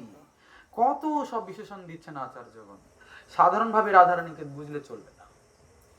যদি এভাবে আচার্যগণের লেখনীকে আশ্রয় করে রাধা মাধবকে বোঝা যায়, তাহলে রাধা মাধব সম্বন্ধে কোনোদিন কোনো অসৎ ভাবনা আমাদের আসবে না। নাহলে কত চিন্তা ভাবনা আমাদের আসে কিনা, এই দেখো এই ব্যাপার, রাসলীলা করেছে, আমরাও ওভাবে হবে না। আচ্ছা এই বস্তু কি করে দিলেন প্রভু? বললেন করুণায় দিলেন। রসিক শেখর কৃষ্ণ পরম করুণ, এই দুই হেতু ইচ্ছার উদ্গম। রসিক শেখর, রসিক মানে কেন? এক তো তিনি স্বয়ং রস দিয়ে গড়া, আর সেই রসের আস্বাদক তিনি নিজে। তিনি তার নিজের রস যেভাবে আস্বাদন করতে পারেন এমন আর কেউ আস্বাদন করতে পারবে না পরিপূর্ণ রূপে নিজে নিজেকে। আমাদের শিল পরাৎপর গুরুদেব মহারাজ একটা ঘটনা বলতেন, শিল দাদু মহারাজের শ্রীমুখে শোনা। হয়েছে কি একবার দেবর্ষি নারদ না বৈকুণ্ঠে যাচ্ছেন, যেতে যেতে হঠাৎ সমুদ্র পেরিয়ে যাবেন, তো হঠাৎ দেখছেন কি একটা ছোট্ট চড়ুই পাখি ওই চঞ্চুতে করে সমুদ্রের জল একটু একটু করে নিয়ে আসছে আর ফেলছে। তা দেবর্ষি পাদ একটু বিস্মিত হলেন, কি ব্যাপার, এই পাখিটা করে কি, জল পান করছে না কি করছে? আর ওর ঠোঁটে আর কত জল ধরে, এক ফোঁটা ফোঁটা জল তুলছে আর অন্য জায়গায় ফেলে দিয়ে আবার আসছে, পাগলের মতো, অন্যদিকে তাকাচ্ছে না, কিচ্ছু না। কিছুক্ষণ দাঁড়িয়ে দেখলেন, তারপর ভাবলেন না একটা কিছু নিশ্চয়ই রহস্য আছে। ও পাখি ভাইয়া শোনো, একটু থামো, দেখুন আপনি যে হন সে হন, আমার এখন কোনো থামার সময় নেই, আমি বড় ব্যস্ত রয়েছি। আরে তুমি করছোটা কি, একটু বলো শুনি, যদি তোমাকে একটু সাহায্য করতে পারি। বলে আপনি আমাকে কোনো প্রকারে যেই হন সাহায্য করতে পারবেন না, আপনি আপনার কাজে যান, আমাকে আমার কাজ করতে দিন, যান। বলে হোক, একটু বলো না শুনি। আমি কোনো সাধারণ কেউ নই, আমি দেবর্ষি নারদ। ও নারদ মুনি, আচ্ছা আচ্ছা আচ্ছা আচ্ছা, আমি আসলে না এই সমুদ্রের জলটাকে শুকাবো। কি বলে, সমুদ্র শুকাবে? বলে হ্যাঁ, আমি এই সমুদ্রের পাড়ে কয়েকটা ডিম দিয়েছিলাম, আর এই সমুদ্রের বদমাস ঢেউগুলো আমার সেই কচি কচি বাচ্চাগুলোকে টেনে নিয়ে চলে গেছে, কোথায় যে সমুদ্রের গর্ভে ঢুকিয়ে দিয়েছে জানি না, আমি জলটা খালি করে আমার বাচ্চাগুলোকে নেব। আর দেবর্ষি নারদ তো এক গাল হাসলেন, হা হা হা হা করে। হাসো কেন? বলে তুমি কি মনে করো, তুমি যদি এরকম কোটি কোটি জন্ম নাও তাহলে সমুদ্রের জল কোনোদিন শুকাতে পারবে না। বলে আপনি যাই বলুন তাই বলুন, আমি শুকিয়েই ছাড়বো। বলে আরে মিছিমিছি তুমি ভ্রান্ত কথা বলো কেন, চলো তাহলে তুমি অন্য কোনো বরং কাজ করো, এসব বাদ দাও। বলে না, আমাকে আমার কাজ করতে দিন। বলে তুমি বুঝতে পারছো না কথাটা? বলে আপনি বুঝতে পারছেন না আমার কথাটা। দেখুন, নারদ মুনিকে বলছে সেই ছোট্ট পাখিটা, দেখুন আমার প্রিয়তম তো, তাকে পাই কি না পাই সে বিষয়ে দুঃখ নাই, কিন্তু তাকে পাওয়ার জন্য যে আমি সাধনাটা করছি ওটাতেই আমার আনন্দ। যদি নাও পাই শেষে সাধনা করতে করতে তাতেও আমার দুঃখ নাই, কিন্তু আমি যে সাধনাটা করছি ওকে পাওয়ার জন্য, আমার প্রিয়তমের জন্য, ওটাতেই আমার আনন্দ। দেবর্ষি তো হতবাক হয়ে গেলেন, এত বড় কথা বললো। কথাটা কিন্তু কোনো ছোটর কথা নয়, বড় বিশাল কথা। পাই কি না পাই ওতে দুঃখ নাই, কিন্তু সাধনা যে করতে কমসে কম ওটাতে আমার আফসোস তো হবে না যে তাকে পাওয়ার জন্য কোনো চেষ্টা করিনি। দেবর্ষি একবার আর কোনো কথাই বললো না, এত বড় কথা বলে দিয়েছে মুখে মুখে, ইনি কি উত্তর দেবেন? বলে হোক, তুমি তোমার কাজ করো। একটু বিমনা হয়ে প্রভুর কাছে গেছেন। প্রভু বলেছেন, কি ব্যাপার নারদ, আজকে এখন মুখটুক শুকনো কেন? প্রভু আপনি তো সর্বান্তর্যামী, আপনি তো সবই জানেন, দেখছেন তো ছোট পাখিটা কি অবস্থা, কি কথাটা বললো। বলে হ্যাঁ, খারাপটা কি বলেছে? ঠিকই তো বলেছে। তা সে যে এত বড় কথাটা বললো, কি ভরসা নিয়ে বললো? বলে দেখো, পাখিটা ছোট হতে পারে, কথাটা যে বলেছে দৃঢ় বিশ্বাসের সহিত বলেছে। সবার মধ্যে আমি থাকি তো, আমি সব জানি, আমি হৃদয় জেনে কৃপা করি, দেখবে কেমন ওর বিশ্বাস সফল হবে। প্রভু গরুড়কে আদেশ দিলেন, যাও কৃপা করো। গরুড় এসে এরকম পাখাটা এরকম করে দিলেন, আর সব জল কোথায় শুকিয়ে গেল, সমুদ্রের জল। ডিমগুলোকে দেখতে পাওয়া গেল। গরুড় এনে, এই যে পাখি, এইগুলো তো তোমার। বলে ধন্যবাদ, অশেষ ধন্যবাদ। আচ্ছা, এই ঘটনার তাৎপর্য হলো এই, দেখুন যেটা সাধনায় সম্ভব নয় ওটা কৃপাতে সম্ভব। এই যে রাধা প্রেমের কথা আমরা বলছি, শ্রীমন মহাপ্রভুর মহা অবদানের কথা আমরা বলছি, একে কোনো সাধনায় পাওয়া কিন্তু যাবে না। যদি সাধনায় পাওয়া যেত তাহলে ভগবতী লক্ষ্মী এসেছিলেন তাকে পাওয়ার জন্যে, কিন্তু পেলেন না কেন? না গোপী অনুগতি বিনা ঐশ্বর্য জ্ঞানে ভজিলেহ নাহি পায় ব্রজেন্দ্র নন্দনে। গোপী না হলে ওই গোপিকার প্রাণধনকে পাওয়া যাবে না, কিন্তু লক্ষ্মী চাহে সেই দেহে কৃষ্ণের সঙ্গ। ভগবতী লক্ষ্মী একটু অভিমান তো আছেই, আমি বৈকুণ্ঠেশ্বরী, আমি গোপিকার আনুগত্যে যাব কেন, ওরা তো সাধারণ ব্রজের আলা ভোলা গোয়ালিনী, হ্যাঁ আমি নারায়ণী হয়ে ওদের আনুগত্যে স্বীকার করবো, এটা আমার একটা অপকর্ষ। আমি তপস্যা করে তাকে পাবো। খুব তপস্যা করো। এখনো নাকি শোনা যায় তিনি বেলবনে বসে তপস্যা করছেন, কিন্তু এখনো পাচ্ছেন না। মানে কি, এই বস্তু সাধন লব্ধ কখনো নয়। বলে তাহলে আপনারা যে খুব বলেন নাম করো, ধাম করো, এই করো সেই করো, সাধনার কথা বলেন কেন? বলছেন সাধনাটা কেবলমাত্র আপনার প্রচেষ্টা, কৃপা আপনার সাধনাকে দেখে বিগলিত হন। ভাগবত বলেছেন তো, তীব্রেণ ভক্তি যোগেন যজেত পুরুষম পরম। তীব্র ভক্তি যোগের দ্বারা তার যাচনা করতে হয়, খুব পরিশ্রম করতে হয় তাকে পেতে হলে, এমনি এমনি হয় না। কি কষ্ট না করলে কেষ্ট মিলবে কি? বলে আমরা তো কেষ্ট মানে বুঝি এই যে টাকা কেষ্ট, টাকা এষ্ট, আমরা এর জন্য যথেষ্ট কষ্ট করছি, সে বিষয়ে কোনো সন্দেহ নাই। আমরা কোথাও ফাঁক রাখিনি, দিন রাত আমরা লেগে পড়ে আছি, কোনো এই বিষয়ে আপনার কোনো বলার দরকার নেই। বরং আপনি যদি কষ্ট করবেন তো করুন কেষ্টকে পাওয়ার জন্য। এই কেষ্ট, এই কেষ্ট, আমরা এই কেষ্টের কথা বলছি না, আমরা ব্রজের কৃষ্ণের কথা বলছি। তাকে পেতে হলে একটু কষ্ট করতে হবে, তবে কষ্ট করলে যে আপনি পাবেন তা ভাববে না। তাহলে পাখিটা পেতো ওই রকম জল শুকাতে চেষ্টা করে, হয়তো হতো। বলে হয় না, হবে না, জীবনে কোনোদিন হবে না। কিন্তু ওই যে ওর দৃঢ় বিশ্বাসের সহিত যে প্রকারের তীব্র তপস্যা করছে, ওইটা দেখে প্রভুর চিত্ত বিগলিত হয়ে গেল, কৃপা করে দিলেন, কৃপাতে হয়ে গেল। আমাদের কৃপালব্ধ বস্তু এই রাধা প্রেম, শ্রীমন মহাপ্রভুর মহা অবদান। এখানে গোসাইপাদ বলছেন, বিশুদ্ধ সপ্রেমোন্মাদ, বিশুদ্ধ সপ্রেম সমানে নিজের, নিজের কার? নিজের, শ্যামের, রাধা কৃষ্ণের, তাকেই দিতে এলেন প্রভু। স্বভক্তি সিদ্ধান্ত চয়ামৃতানি, নিজের ভক্তি, মহাপ্রভুর নিজের ভক্তি, অন্য কারুর নয়। তবে একে পেতে হলে একটু বিশেষ প্রক্রিয়া অবলম্বন করতে হয়। সেই কি কি বিষয়ে কি কি পদ্ধতি অবলম্বন করে তাকে পাওয়া যায়, ওইটার জন্যই আচার্যগণের এত গ্রন্থ লেখা, এত কিছু বোঝানো। না হলে এত গ্রন্থ লেখার কোনো প্রয়োজন নেই।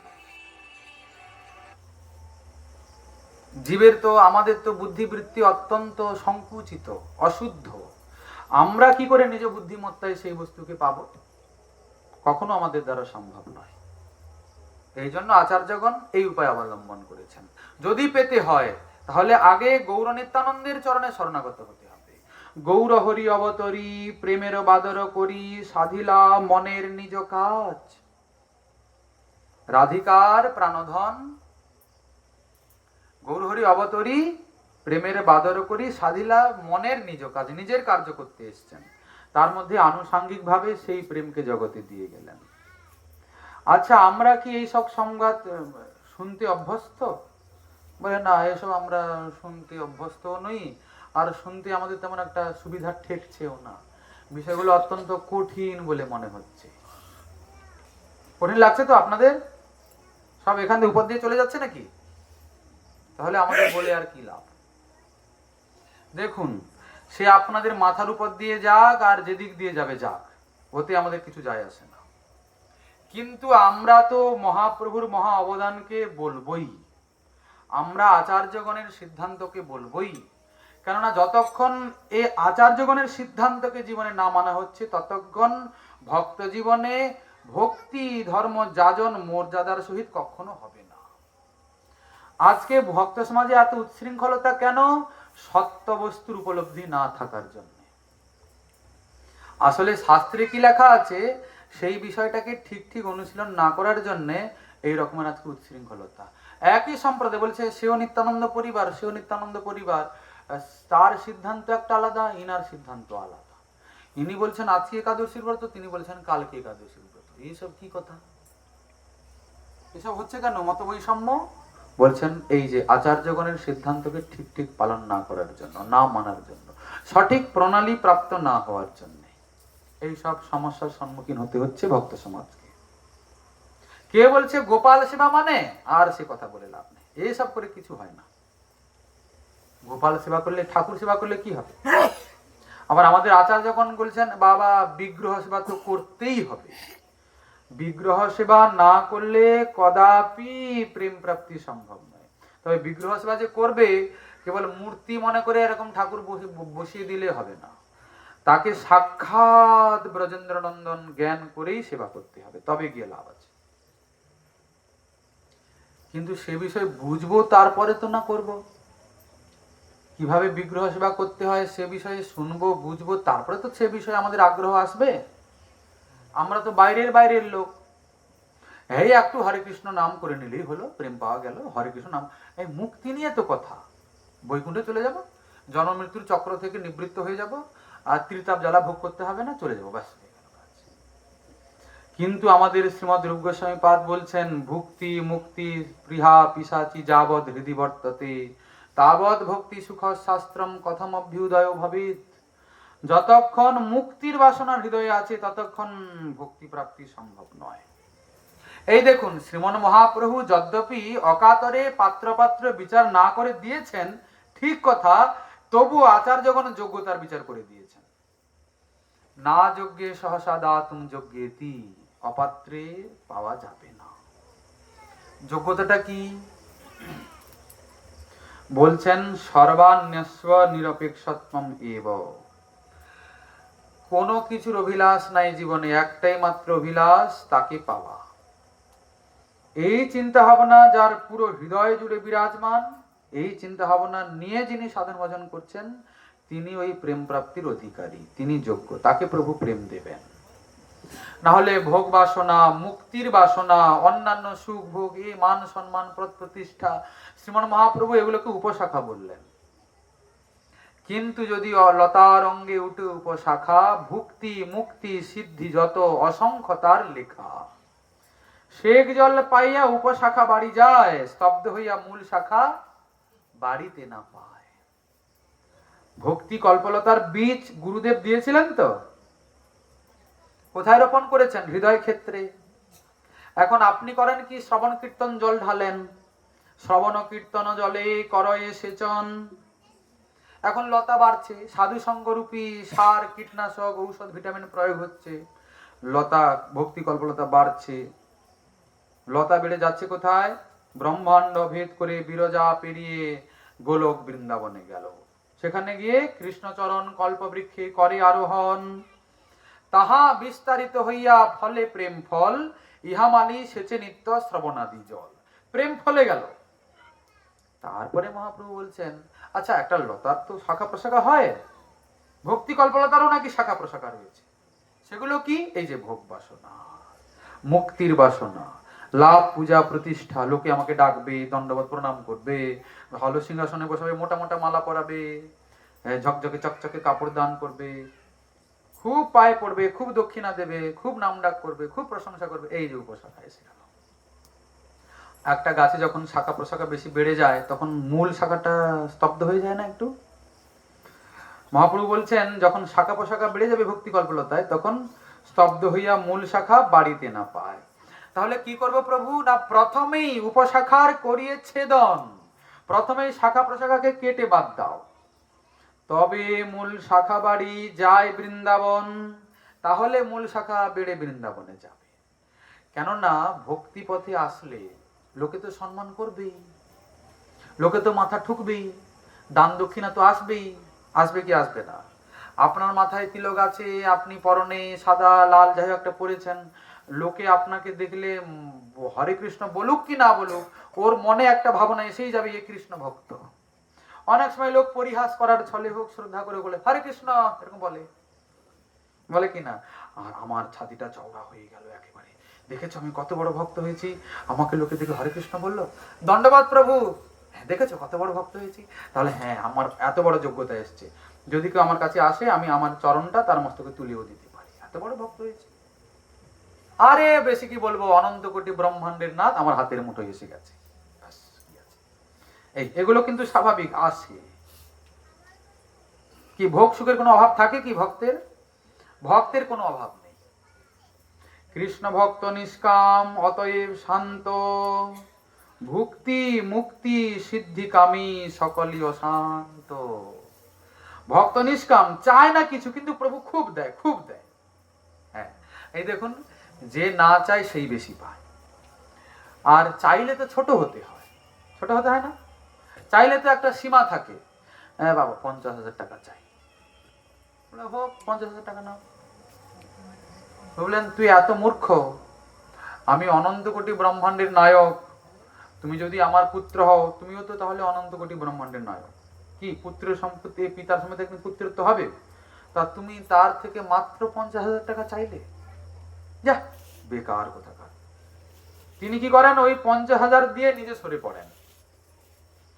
কৃষ্ণ যদি ছুটে ভক্তে ভুক্তি মুক্তি দিয়া কভু প্রেম ভক্তি না দেন, রাখেন লুকাইয়া। প্রেম দিয়ে দিলে তো সর্বনাশ হয়ে গেল, সহজে প্রেম দেন না। ওই প্রেম পাওয়ার জন্য এই যোগ্যতা।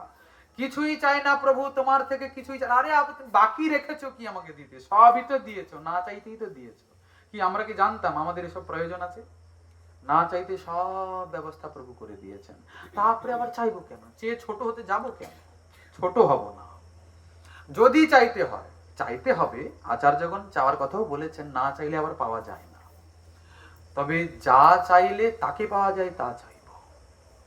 গোস্বামীপাদ কি বলছেন? ঠাকুর মহাশয় তো বলছেন, নরোত্তম দাস করে অভিলাষ। অভিলাষ করছেন, অভিলাষ মানেই তো চাওয়া। কি চাচ্ছেন?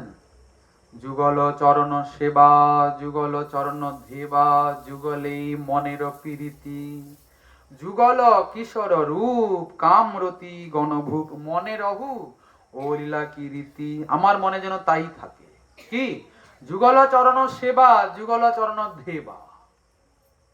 আচ্ছা, সেবা তো করবো পরে, আগে যুগল কিশোরকে প্রাণের প্রাণ বানাতে হবে তো, নাহলে সেবা করার অভিলাষ আসবে কোথা থেকে? এখন খালি যুগলকেই চাই, অন্য কিছু চাই না। তার মানে যুগলকে প্রাণের সঙ্গে কতটা মিশিয়েছি। জীবনে মরণে গতি, রাধা কৃষ্ণ প্রাণপতি, দোহার পীড়িতি রস সুখে।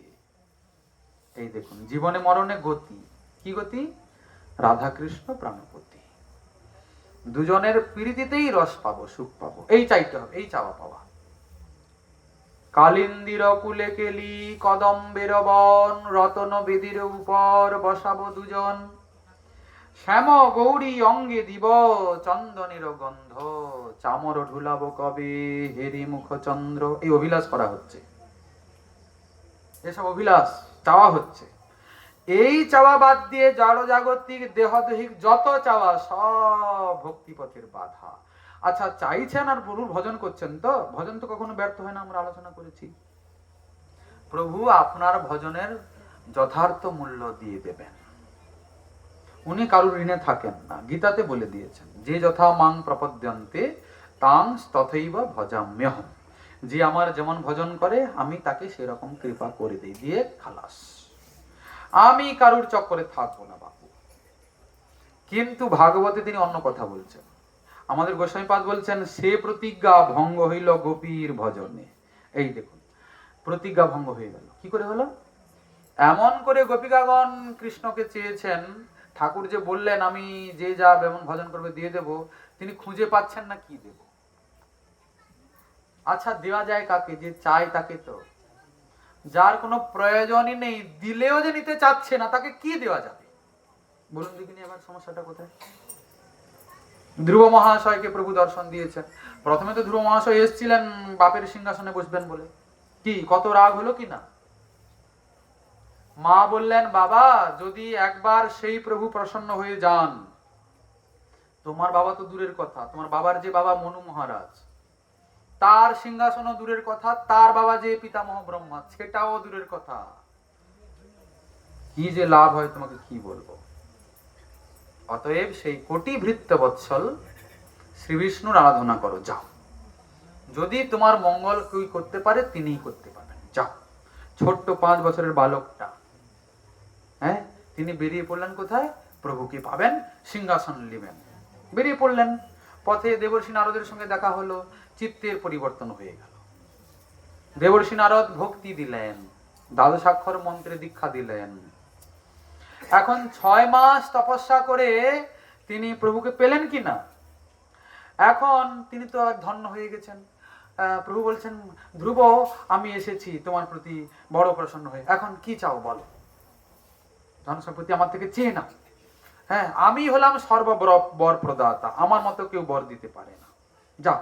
এখন তোমার সামনে আমি সাক্ষাৎ এসে গেছি, তো তোমার পাওয়ার কি আছে? সব তুমি পাবে, চাও কি নেবে বলো। বলে, প্রভু আগে আমার একটা সমস্যার কথা শুনুন। বলে, কি হয়েছে? আমি তো এসেছিলাম কাজ খুঁজতে, কিন্তু আমি পেয়ে গেছি মণি। আচ্ছা, কাজ আর মণি দুটো একরকম দেখতে না? আমি এসেছিলাম কাজ খুঁজতে, কাচম বিচিনবন্নপি প্রাপ্য দিব্য রত্ন, আমি কাজ খুঁজতে এসে দিব্য মণি পেয়ে গেছি। স্বামীন কৃতার্থস্মি বরম ন যাচে, আমি কৃতার্থ হয়ে গেছি, ধন্য হয়ে গেছি, আমার আর বরের প্রয়োজন নেই। দেখুন কি অবস্থা। প্রভু বলছেন, দেখো তা কি করে হয়? তুমি এত তপস্যা করলে, তুমি কিছুই নেবে না, তাহলে তো আমি ঋণী হয়ে যাব, সেটি হবে না, তোমাকে কিছু না কিছু দেবই। বলে, আমার চাই না তো কিছু, আমার প্রয়োজনটা কি আপনি দেবেন কেন? বলে, না তোমাকে নিতেই হবে, চেয়ে নাও কিছু। আচ্ছা দেখো, আমাকে যোগীন্দ্র মুনীন্দ্র হাজার হাজার জন্ম জন্মান্তর ধরে তপস্যা করেও পায় না, এই সাক্ষাৎ আমি তোমার কাছে এসেছি, তুমি আমাকে নাও। বলে, এই একটা হয়ে গেল না কথাটা, আপনাকে নিয়ে আমি কি করব? বলে, মানে? আরে আমি রসিক শেখর, আমি সাক্ষাৎ রস। বলে, তুমি রস হও আর যেই হও, যদি তুমি রস হও, তা রসটাকে আস্বাদন না করতে পারলে রস রাখলেই লাভ, ঠিক কি না? যদি আমি রসের আস্বাদন না করতে পারি, তাহলে রস কাছে রেখে লাভ কি? আচ্ছা দেখুন, গরুর মধ্যে দুধ রয়েছে, তার দুধ দোয়ালে তো দুধটা পড়বে, দুধ দোয়াতে জানতে তো হবে। তা তুমি তো রসিক, তুমি তো রস, কিন্তু আমি তো তোমার থেকে রস নিষ্কাশন করতে পারবো না,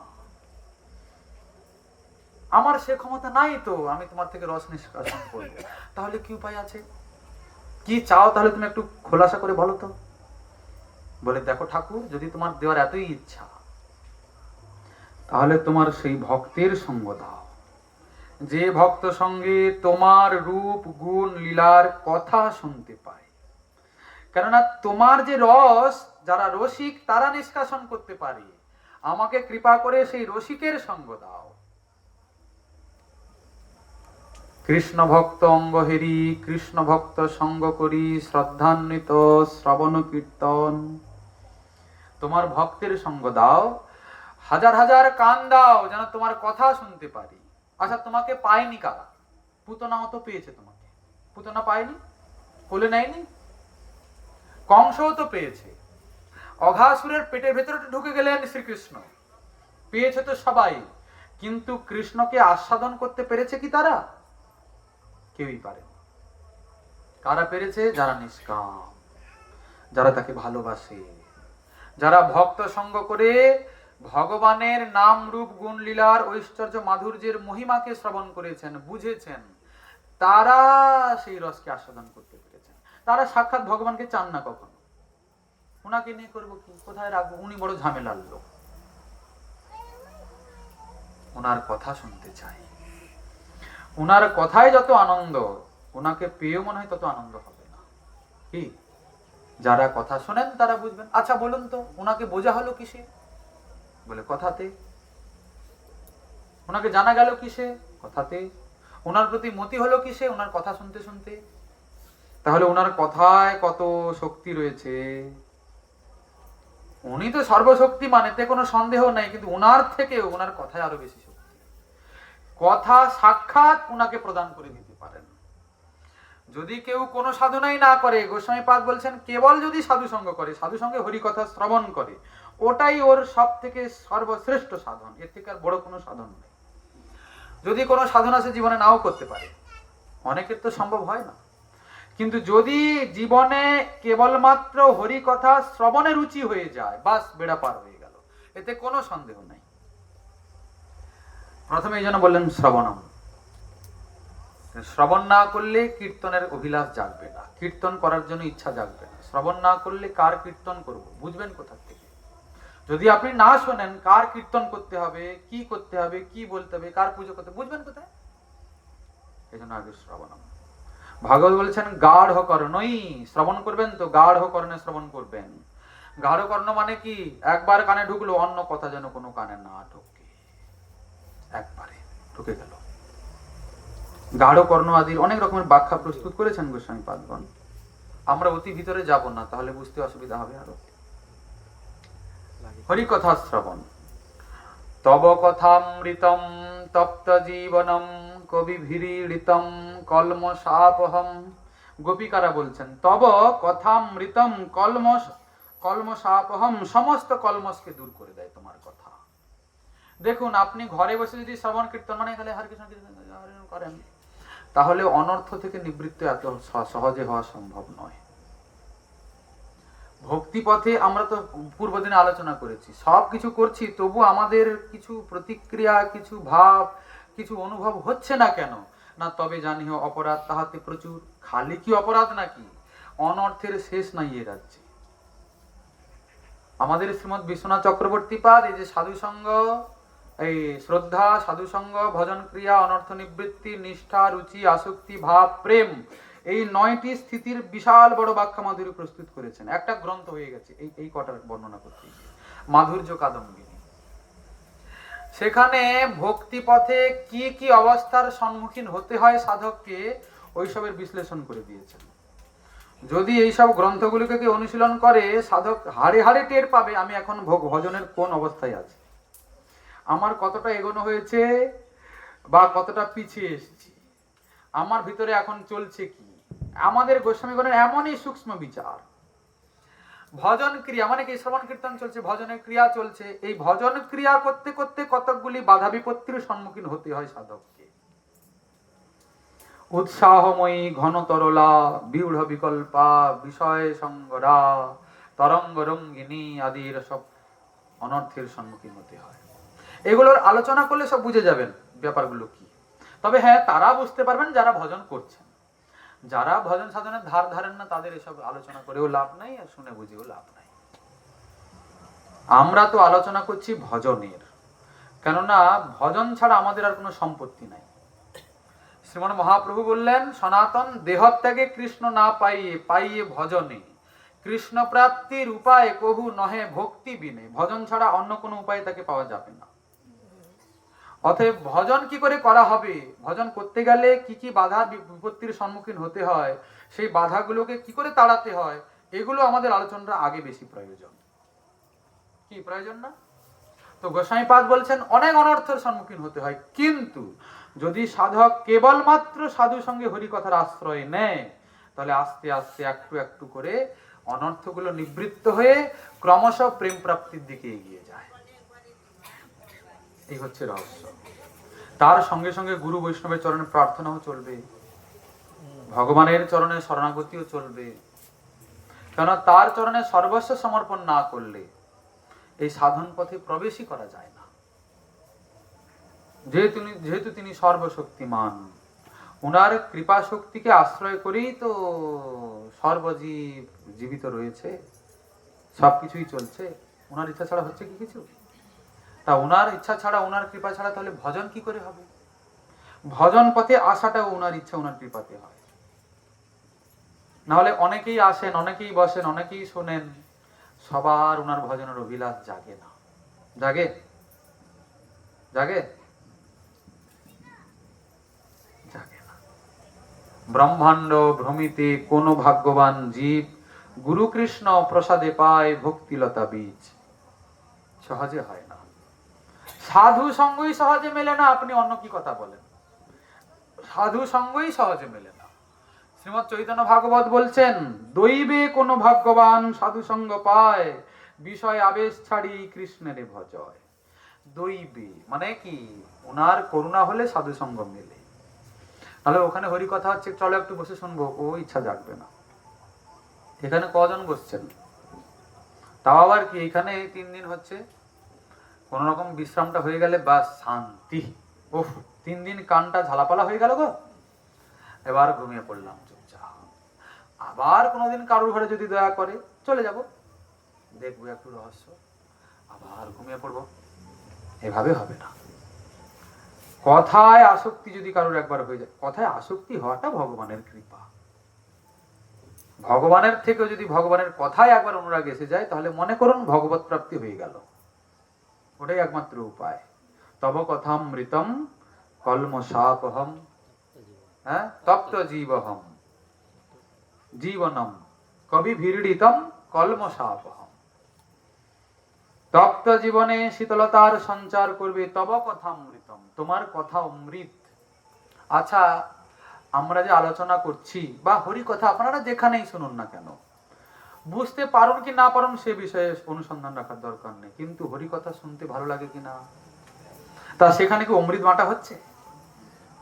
অমৃত এখানে কলস ঢালা হয়েছে কি? বলে না, কোনো অমৃত অমৃত নাই, কথা অমৃত। দেখুন, আমাদের হৃদয়ে অশুদ্ধ, চিত্ত অপবিত্র, তবুও হরি কথার মহিমা এমনই শুনতে ভালো লেগে যাচ্ছে। আর যার চিত্ত পবিত্র হয়েছে তার কি হবে? বলে কথা শুনতে শুনতেই প্রেম প্রাপ্তি হয়ে যাবে, কোনো সন্দেহ নেই। আবার বলছেন, জগতে অনেকে অনেক দান করে মশাই, অন্ন দান করে, অর্থ দান করে, কত দানের অভাব আছে কি? এই কথাগুলো আমাদের গোপীরা বলছেন। বললেন সর্বশ্রেষ্ঠ দান কি? বলে যারা কথা দান করে তারাই হলো জগতের সব থেকে বড় দান। ভুরিদা জনা, তারাই জগতের সব থেকে ভুরিদা। ভুরিদা যারা কথাকে দান করে। তবে দান যেন হয়, দান করা হলো দান, দান মানে বিনিময় নয়, এগ্রিমেন্ট করে দান হয় না কখনো। তাকে কি বলে? ব্যবসা। আপনি আমাকে দিলেন, আমি আপনাকে দিলাম, তাকে দান বলা যায় কি? দান মানে কি? কোনো কিছু প্রাপ্তির অভিলাষ না নিয়ে দিয়ে দেওয়া, তাকে তো দান বলে। যদি আমি আগে এগ্রিমেন্ট করি 1 লক্ষ টাকা 7 দিনে, দান থাকলো কি? যদি ঠিক ঠিক দান হতো, আজকে নিশ্চয়ই যে প্রকারে আজকে চারিদিকে হরিকথা হচ্ছে, চারিদিকে হরিকথার আলোচনা, চারিদিকে ভাগবত পাঠ কীর্তন, তাহলে ভক্তের অভাব থাকতো কি? হাজার হাজার লোক হরিকথা শুনছে, ভক্ত খুঁজে পাওয়া যাচ্ছে না। কেন? কেন? দান হচ্ছে না তো। এই হচ্ছে সমস্যার কথা। যাই হোক, তা এখন শ্রীমন মহাপ্রভু এসেছেন উনার প্রেম প্রদান করার জন্য। রাগানুগা ভক্তি, কি করে ভগবানকে ভালোবাসতে হয়। আজ পর্যন্ত আমরা ভগবানকে ভয় পেতাম, এ বাবা তিনি ঈশ্বর, তিনি অনন্ত কোটি ব্রহ্মাণ্ডের নাথ, ওনাকে ভক্তি করতে হবে, দিলে জন্মমৃত্যু চক্র থেকে মুক্ত হয়ে চলে যাব। মহাপ্রভু একটু অন্য কথা বলছেন, বলেন না, ভগবান কখনো ভয় পাওয়ার বিষয় নন, ভগবান কেবলমাত্র ভালোবাসার বিষয়। ভগবানকে কেবলমাত্র ভালোই বাসতে হয়, আর কিছু করতে হয় না। আজ পর্যন্ত আমরা শাস্ত্রের শাসন মেনে একটা দায়ে পড়ে ভগবানের ভক্তি করতাম। মহাপ্রভু বলছেন না, ওই সব করতে গিয়ে তুমি ওনার থেকে অনেক দূরে থেকে যাচ্ছ, ওই ভক্তি মুক্তি নিয়ে তুমি ওনার থেকে বহু দূরে চলে যাচ্ছ, তুমি ওনার কাছ থেকে ঠকে যাচ্ছ।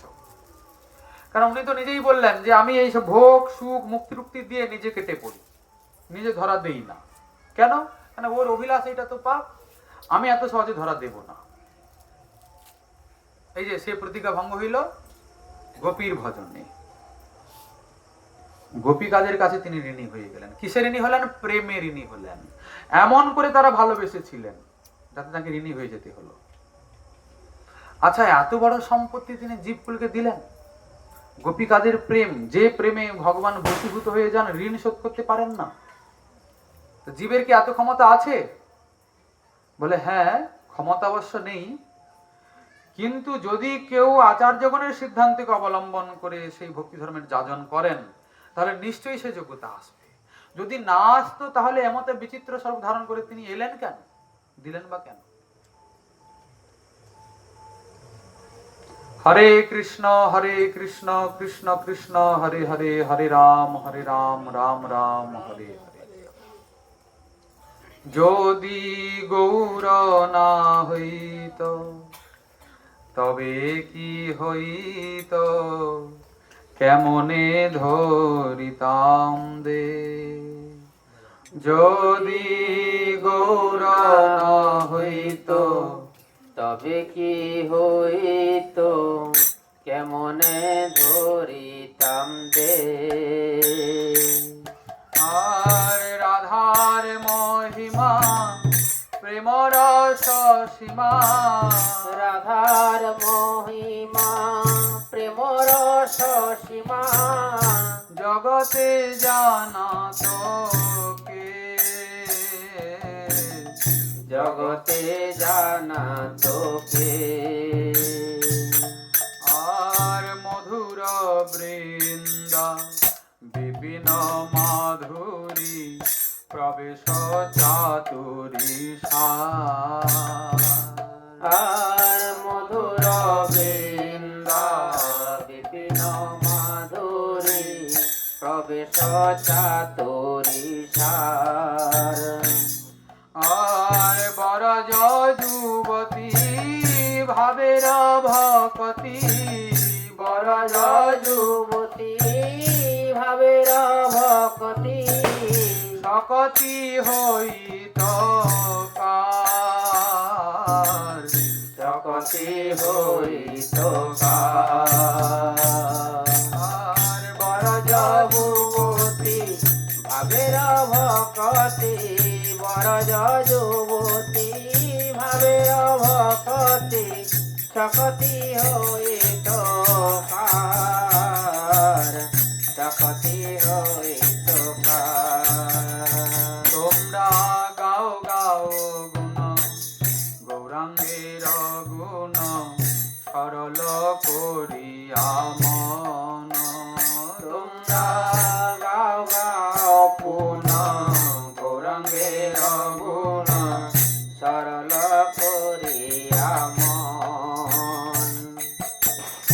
এ ভব সংসারে এমন দয়াল, এ ভব সংসারে এমন দয়াল, না দেখিয়ে একজন,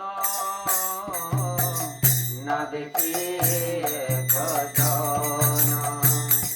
আরে এ ভব সংসারে এমন দয়াল, এ ভব সংসারে এমন দয়াল, না দেখিয়ে একজন,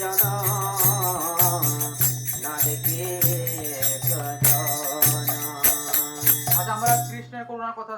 মহাপ্রভুর করুণার কথা শুনলাম, তার থেকে আরো করুণাময় একজন আছেন।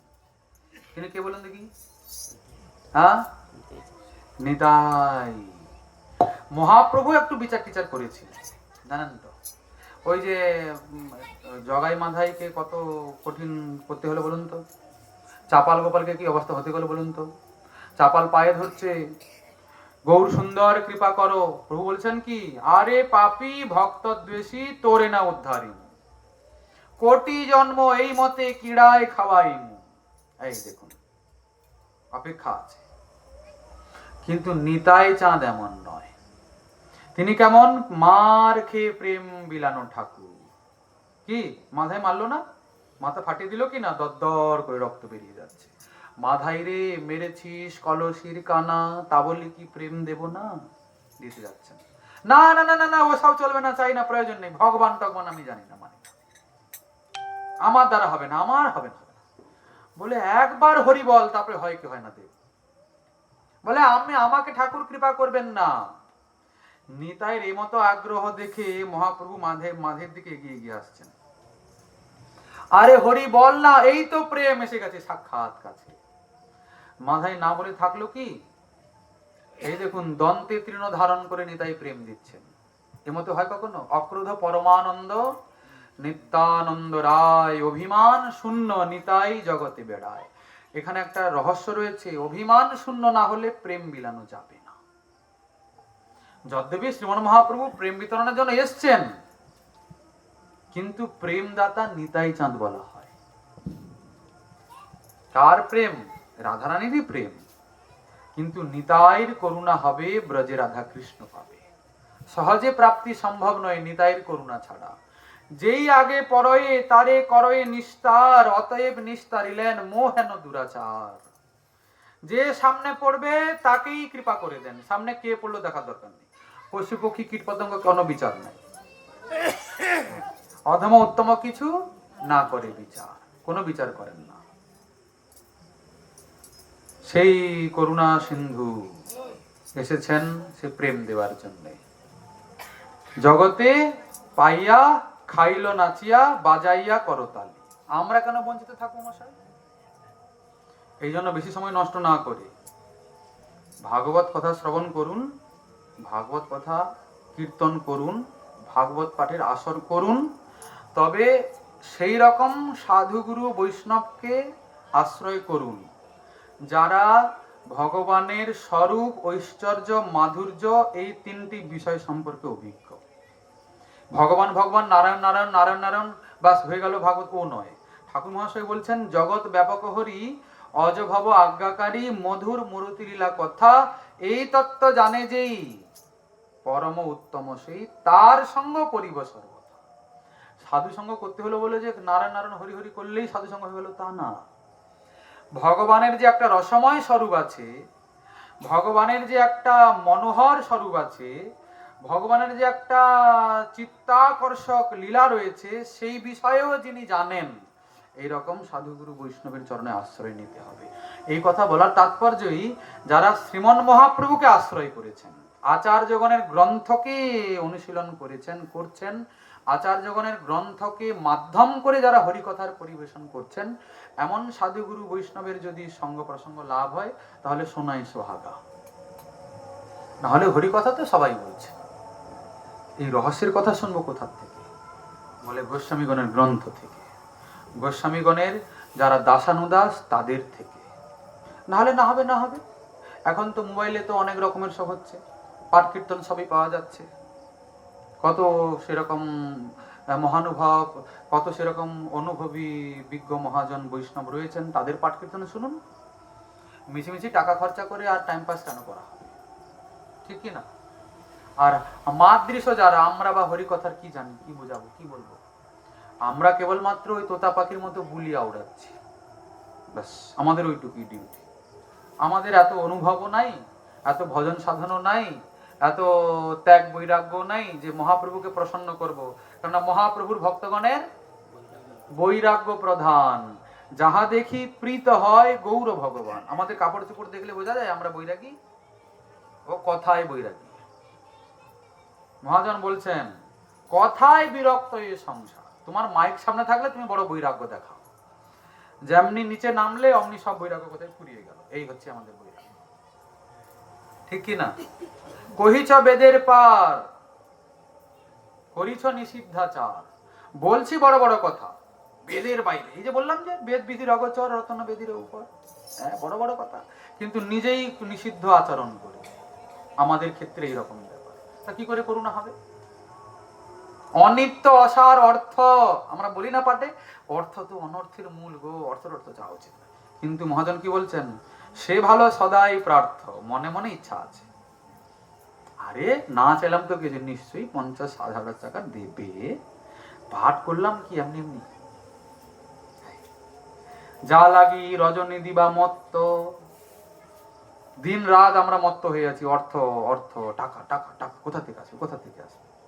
আরে যতই আমরা সে বৈষ্ণব হইয়া যতই আশ্রমবাসী, আশ্রমটা চলবে কোথা থেকে, সে বিষয়ে তো একটা চিন্তা আমরা চাই। আশ্রম চলবে কোথা থেকে? টাকা চাই না?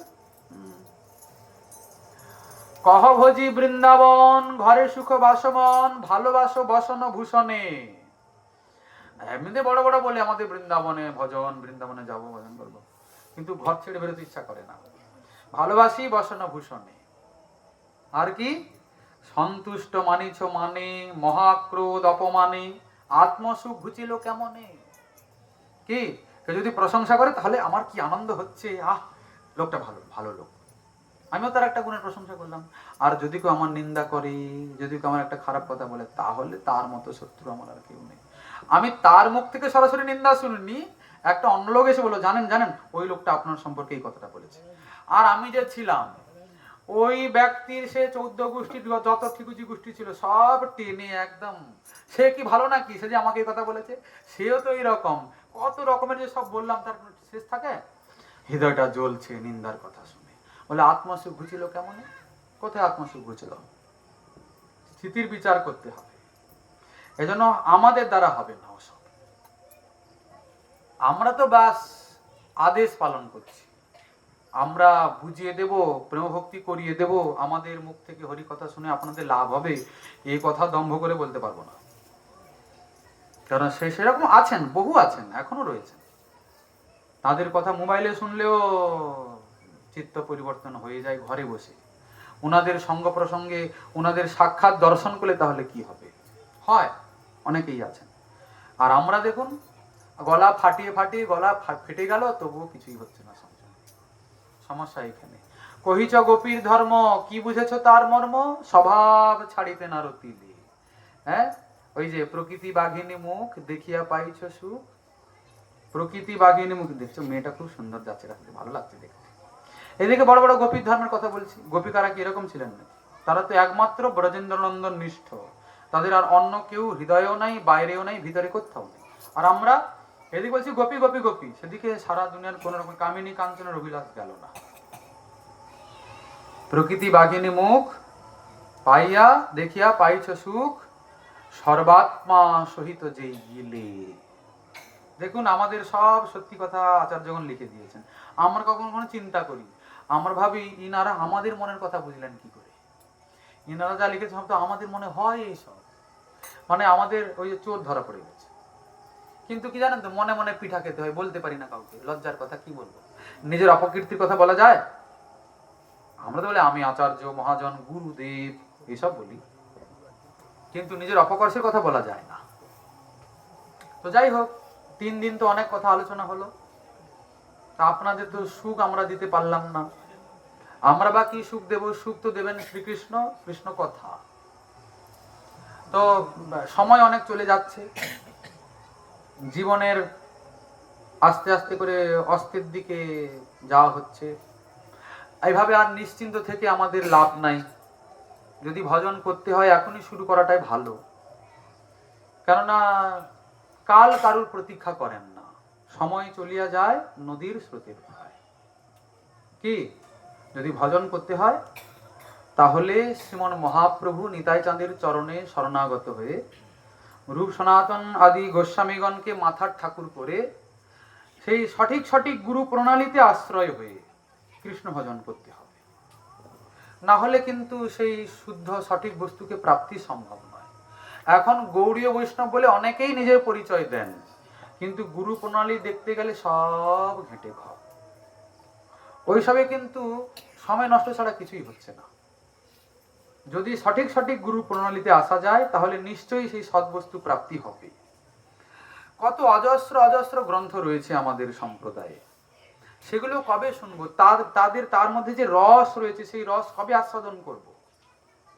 কি সেগুলো আলোচনা না করলে তার রস নিষ্কাশন হবে না তো। সেগুলো আলোচনা হলে বোঝা যাবে যে আসলে আছে কি ভক্তি মানেটা কি। ভক্তি মানে খালি একাদশীর ব্রত করা নয়। ভক্তি মানে একাদশীর ব্রত করে আর শুকিয়ে যাওয়া নয়। ব্রত তো করতেই হবে, কিন্তু ব্রতটা অনেকে করেন আনন্দে। কি আনন্দ, কবে যে একাদশীটা আসবে এরকম অনেকের মনে। আমাদের মনে হয় উফ আবার এসে গেল একাদশীটা, উফ কি কষ্ট। কারণ আমাদের মনের মধ্যে ব্যভিচার আছে, আমরা অপরাধী, এই জন্য সাধন ভজনে আমাদের আগ্রহ শূন্যতা। সদাচার পালন করেই কৃষ্ণ ভজন করতে হবে। সদাচারী না হলে ভজনে অনুরাগ কোনোদিন হবে না। সদাচারী না হলে ভজন ঠিক ঠিক ক্রিয়াও করতে পারবেন না। প্রসাদ ভোজি হতে হবে। হ্যাঁ, বলে দণ্ডবত, আপনি এবার আপনার সব গুটিয়ে নিন, এবার যান। আরে দেখুন, লোকে বলে আমি পারি না। আরে আপনি কৃষ্ণ ভজন করছেন, বাঘের বাচ্চা। আপনি বাঘের বাচ্চা হয়ে সাধারণ এই শিয়াল কুকুরকে ভয় পাচ্ছেন। আর দ্বিতীয় কথা, পারি না কথাটা মানে কি? সাধারণ একটা আমিষের প্রতি আমি আমিষের মধ্যে বন্ধনে আবদ্ধ হয়ে আছি। তাহলে আমি কোথায় স্বতন্ত্র হলাম? নিজেকে যে আমি বড় স্বাধীন মনে করি। কি লুকিয়ে লুকিয়ে দেখতে যেন না পায়। আমাদের তো চোখে ধরা পড়ে যায় এসব। হ্যাঁ জানান তো, লুকিয়ে লুকিয়ে। আচ্ছা কেন লুকানো? কেন? নিজের তো খারাপ লাগার কথা। দেখো আমি এত ভক্তির কথা বলি, আমি এত বড় ভক্ত হয়েছি, সামান্য জিনিসটাকে আমি দূরে করতে পারছি না। কি হয় কি হয় না, আমাদের মধ্যে ছোট ছোট সব জিনিসগুলো আছে কি না, এইগুলো সব ভক্তি ধর্মের বিঘাতক। এগুলো দূরে করে রাখে আমাদেরকে ভক্তির থেকে।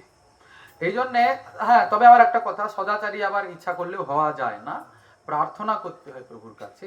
যারা ঠিক ঠিক গুরু বৈষ্ণবের চরণে আনুগত্য থেকে ভগবানের চরণে শরণাগত হয় তাদের সহজেই ভক্তি ধর্ম সিদ্ধ হয়, তারা সহজে এগোতে পারে। কিন্তু যদি গুরু বৈষ্ণবের চরণে আনুগত্য না থাকে, কাউকে না কাউকে জীবনের মানে মানে কি যে সমস্ত দায়ভার সমর্পণ করা যায়, ততক্ষণ পর্যন্ত কোনো পরিবর্তন হওয়া সম্ভব নয়। আপনি কি জানেন পরিবর্তন কিসে হবে, কি করে হবে? করবেন তো তারা গুরু বৈষ্ণব। যার যতটা শরণাগতি তার ততটা অনুভব, তার এই ভক্তি রাজ্যে ততটা প্রবেশ, ততটা অগ্রগতি। শরণাগত না হলে, গুরু বৈষ্ণবের চরণে আনুগত্যে না গেলে কোনোদিন ভক্তি বোঝাই যাবে না, করা তো দূরের কথা। আগে তো বুঝবো, তারপরে তো করব। যাই হোক, আজকের হরিকথা রাখা হলো এখানেই বিশ্রাম। যদি শ্রীমন মহাপ্রভুর কৃপা হয় আবার আগামীকাল রইল আস্বাদনের আকাঙ্ক্ষা। জয় জয় শ্রী রাধেশ্যাম।